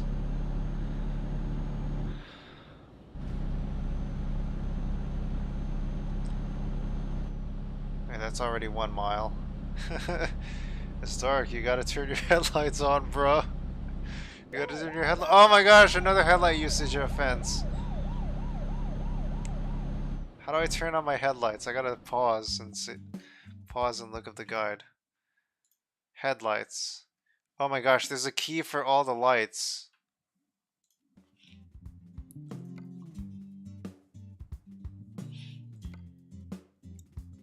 Just to give you an idea, gearbox, shift up hand, parking brake, engine brake, trailer brake, front suspension, rear suspension, suspension reset, left turn indicator, right turn indicator, light modes, joy D-pad left, high beam headlights, wipers on, wipers off. Joy D-pad right. Oh my gosh, thank goodness. Okay, so there is that.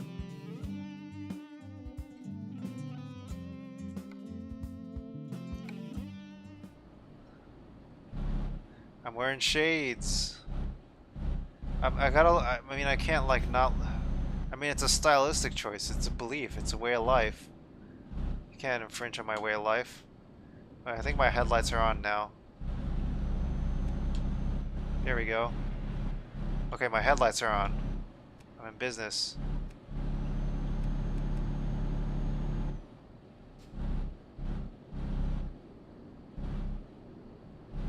Oh, I can go 60. I'm driving 40.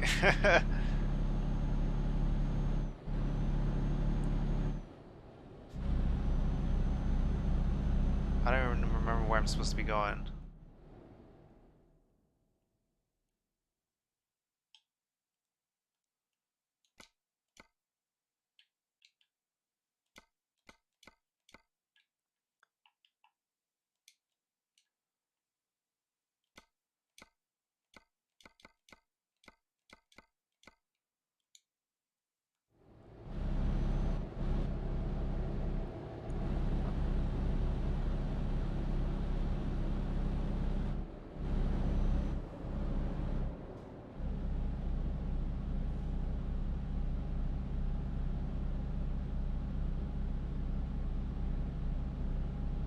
Out on the open road. But officer, I gotta swag out. Officer, you don't understand. What number are we thinking of? 69, dudes! 69, dudes. Let me see if I can get some music going.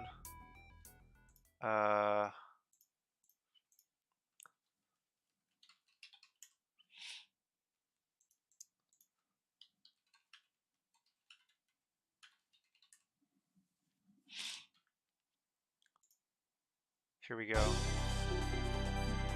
Yeah.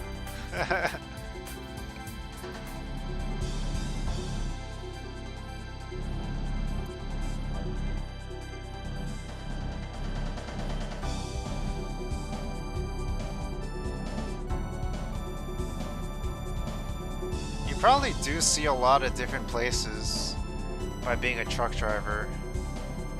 You probably do a lot of traveling. And like get to know different towns and stuff.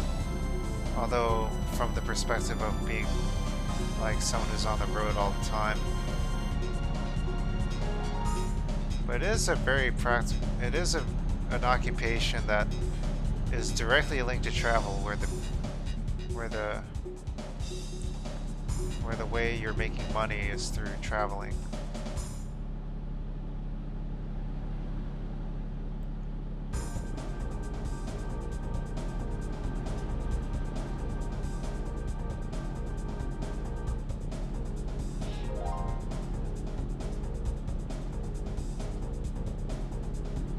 I feel like they must choose like pay rates in this game that don't reflect actual pay rates in order to make the game feel satisfying when you go to a destination, so you're not always struggling to pay bills and stuff. I'm imagining that, because otherwise, like, I feel like in real life it probably like is much more thinner margins, and you can't just chillax on your your hordes of riches and stuff. Probably figure out that like the people paying you probably figured out the numbers to make you just motivated enough to eke by and not like, you know, start making big hauls or whatever. Okay.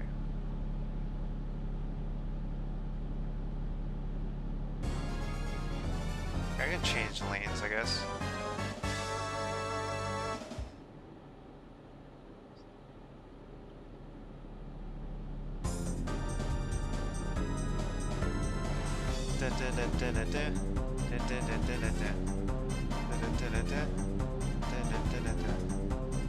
Okay, I gotta do a turn here.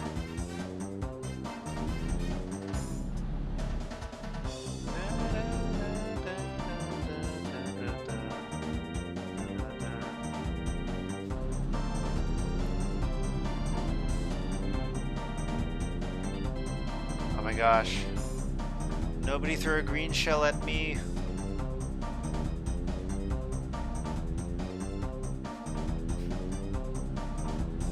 I'm driving so slow. They'd probably want to throw a green shell at me if they were behind me. Unfortunately, no one's behind me. Oh shit, I gotta go in. I gotta merge. Oh, I should give turn signals and stuff.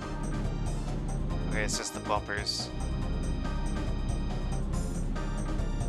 I remember that from the keyboard controls menu.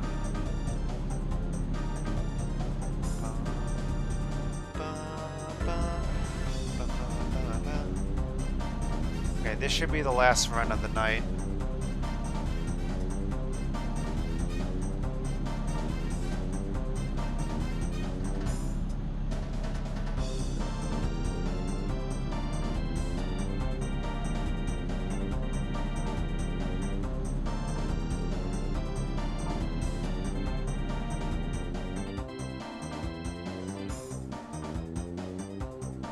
Yeah, and they also like abridge like the distances you have to drive from city to city.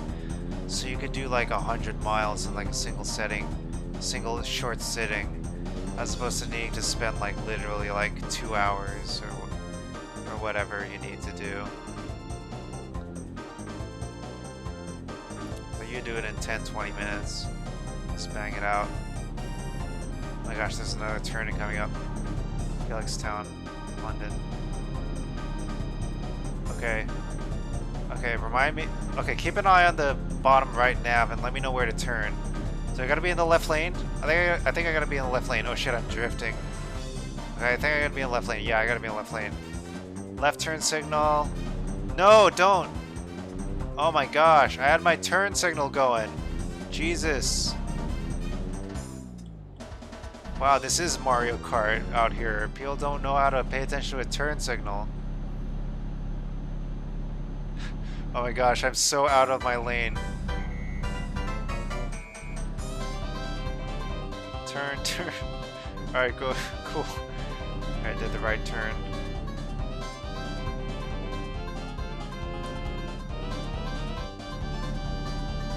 Thanks. Smash that dude from behind. Do you think I should do it? Do you think it'd be worth the euros to do it? It might be worth it. Son of a gun, he's pulling away. I think he knows. He did that to troll me, and then he's speeding away from me. Son of a gun.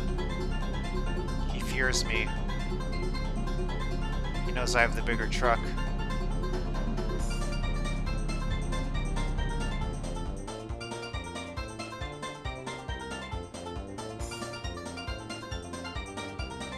I've got like a full tank of gas. I don't need to pull over. Nice. I don't even remember which map this is in Mario Kart.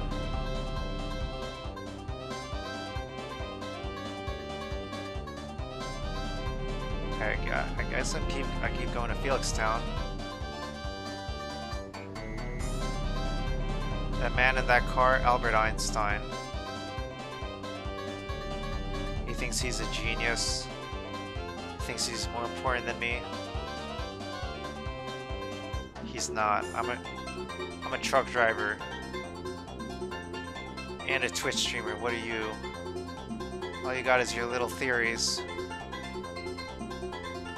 and places to be. Oh shit! I'm driving into the side there. Shit! I'm driving too fast. Oh, this is a 50-mile-an-hour zone. I'm speeding.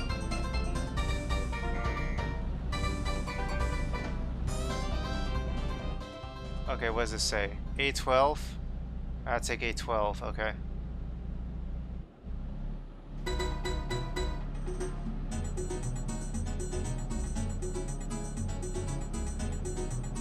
A12. Cambridge. Okay, now I'm doing 40 in a 60 zone. Everyone's passing me by.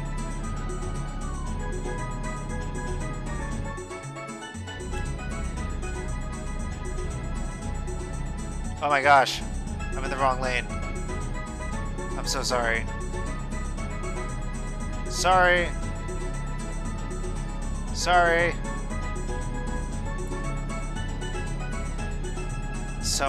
There's so many mirrors to keep track of.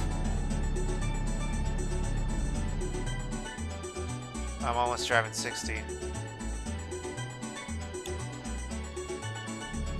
I feel like it's hard to drive at exactly the speed limit when you're in a truck.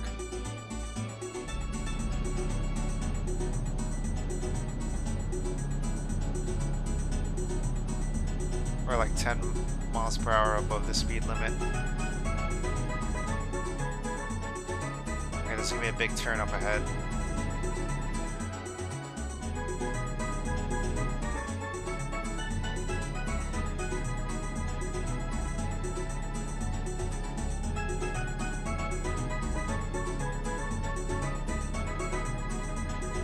What's going on up ahead? What is that? I gotta go in the left lane. I think I'm clear. Felix Town. Left lane's clear.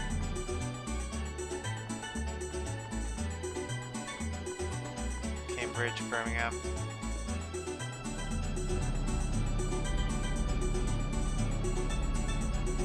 Saving.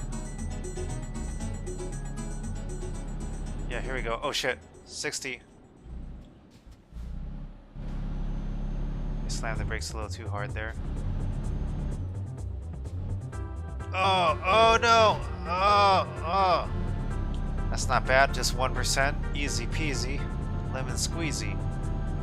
I feel like if I were in a harder difficulty or something, they would punish me more for that. Okay, now the speed limit's 50, 60.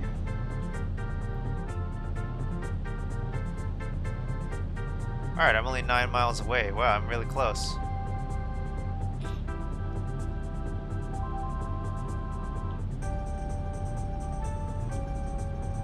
It's the first time doing night driving in this game. I came back to the UK for this.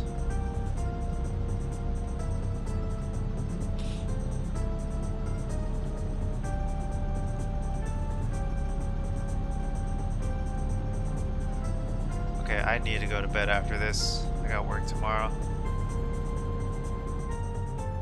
Oh shit, I'm going over the speed limit. I don't know where I'm turning. Felixstowe discovered. Okay, I'm driving 30.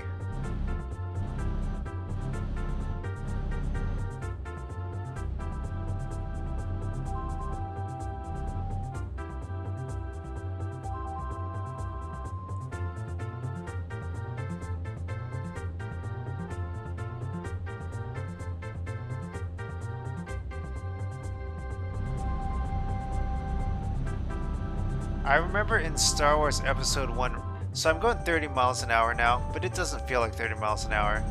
And I remember how in Star Wars Episode 1 Racer, they would talk about how you could go 1,000 miles per hour. They would like make that like a big deal in like the game and stuff. And like the advertising and stuff. But like, when you actually played it, like, I remember like trying to slow down to like, I felt like, oh, I'm going pretty fast at 1,000 miles an hour. When I actually played it, I remember thinking like, oh shit, I think I'm on the left lane because I'm in the UK.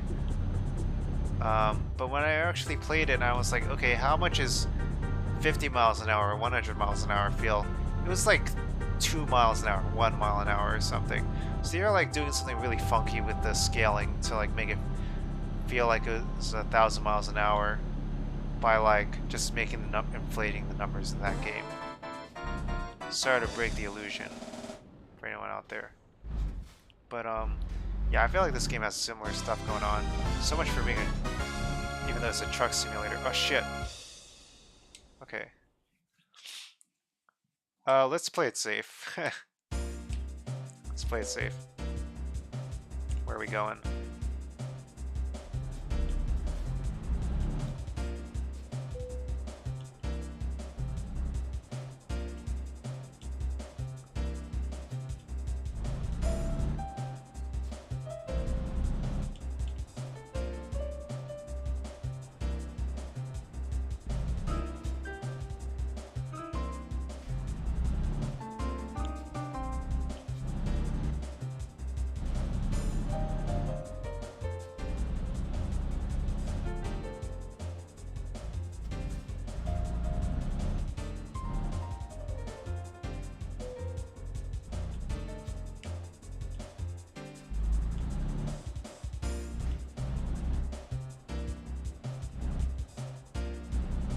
Now I want to play Microsoft Flight Sim.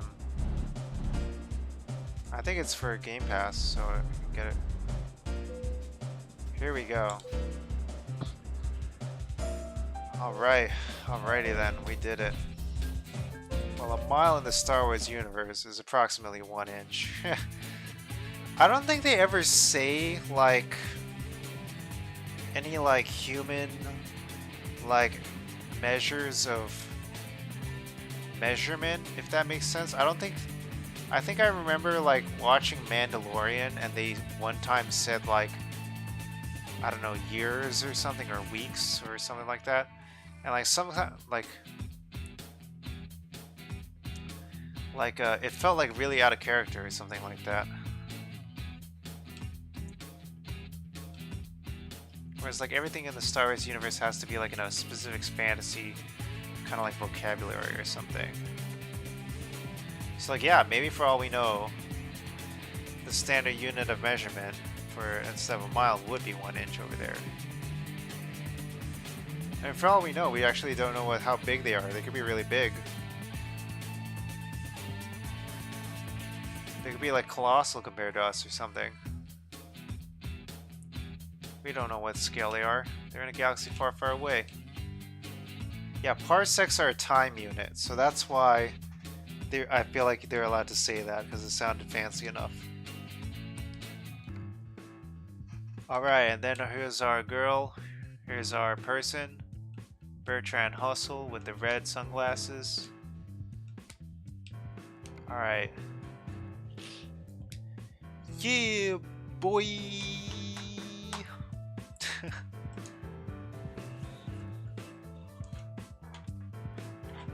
This was... Alright, that was my longest yeah boy ever. That was Euro Truck Simulator 2. Alright. Well, that was cool. Hope you all had fun. Thanks for dropping by, Large Sloth Lemur. Thanks for keeping me company. Thanks for hanging out, Useless Happy as well. I know some people were coming in and out. Backlog Cabin had to leave earlier. Notorious One was here even earlier. And I don't know. Let me see who else was here. Seems like a lot of... I want to thank Sound Alerts, sure. And let's thank, of course, Humble Bundle, of course. And Streamlabs and all that. And let's thank Humble Bundle, who made this game possible, because we played it today. And there's Critical Distance we checked out. Feel free to check these out. Here's Happy Broadcast. We also learned about Kenya, Direct Relief, and all the donations that go into here. I will share it in the Discord. If you want to check out the Discord, it's here.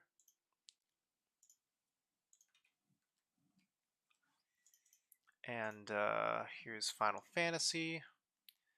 If you want to check out Final Fantasy, let me see, how do we find this?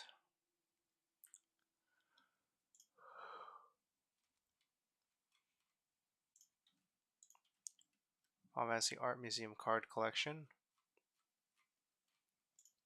Princess and the Soldier of Light. Here's Wolf Girl Princess Mononoke.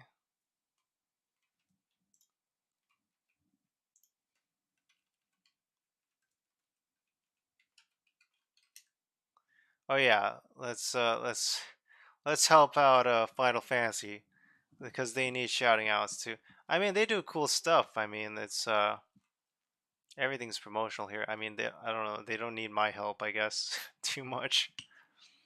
But I don't know. I don't know. They do cool stuff. Whatever. Here's Ukiyo-e Heroes if you want to check out some of their stuff. Yeah, these people could use more promotion comparatively. And then of course Euro Truck Simulator, and Euro Truck Simulator and Ticket of Ride, and yeah. All right. Let me see. Should we raid somebody? Who do we got here? Let's see who we got. Let's see who we can raid.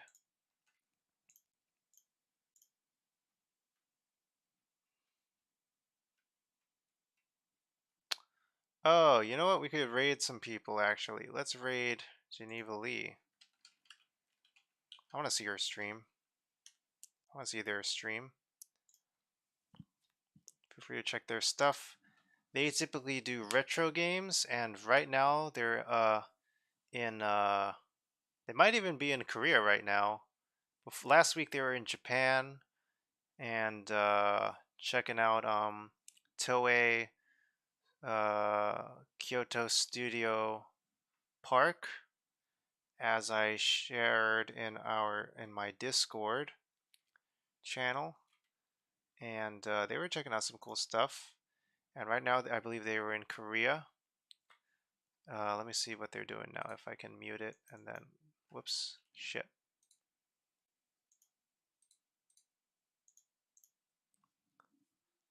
Okay, they're like checking out some vending machines or something. But yeah. Feel free to check them out. They're I enjoy their streams a lot, and I always hang out in there. And it's a lot of good stuff. So right now they're doing a live action stream and traveling outdoors, and it's some pretty cool stuff. So check it out. And thanks for donating for those who donated. Thanks for hanging out for those who hung out. Of course, that's what makes this possible. And yeah, take it easy and have a good week. All right, rest up. Bye bye.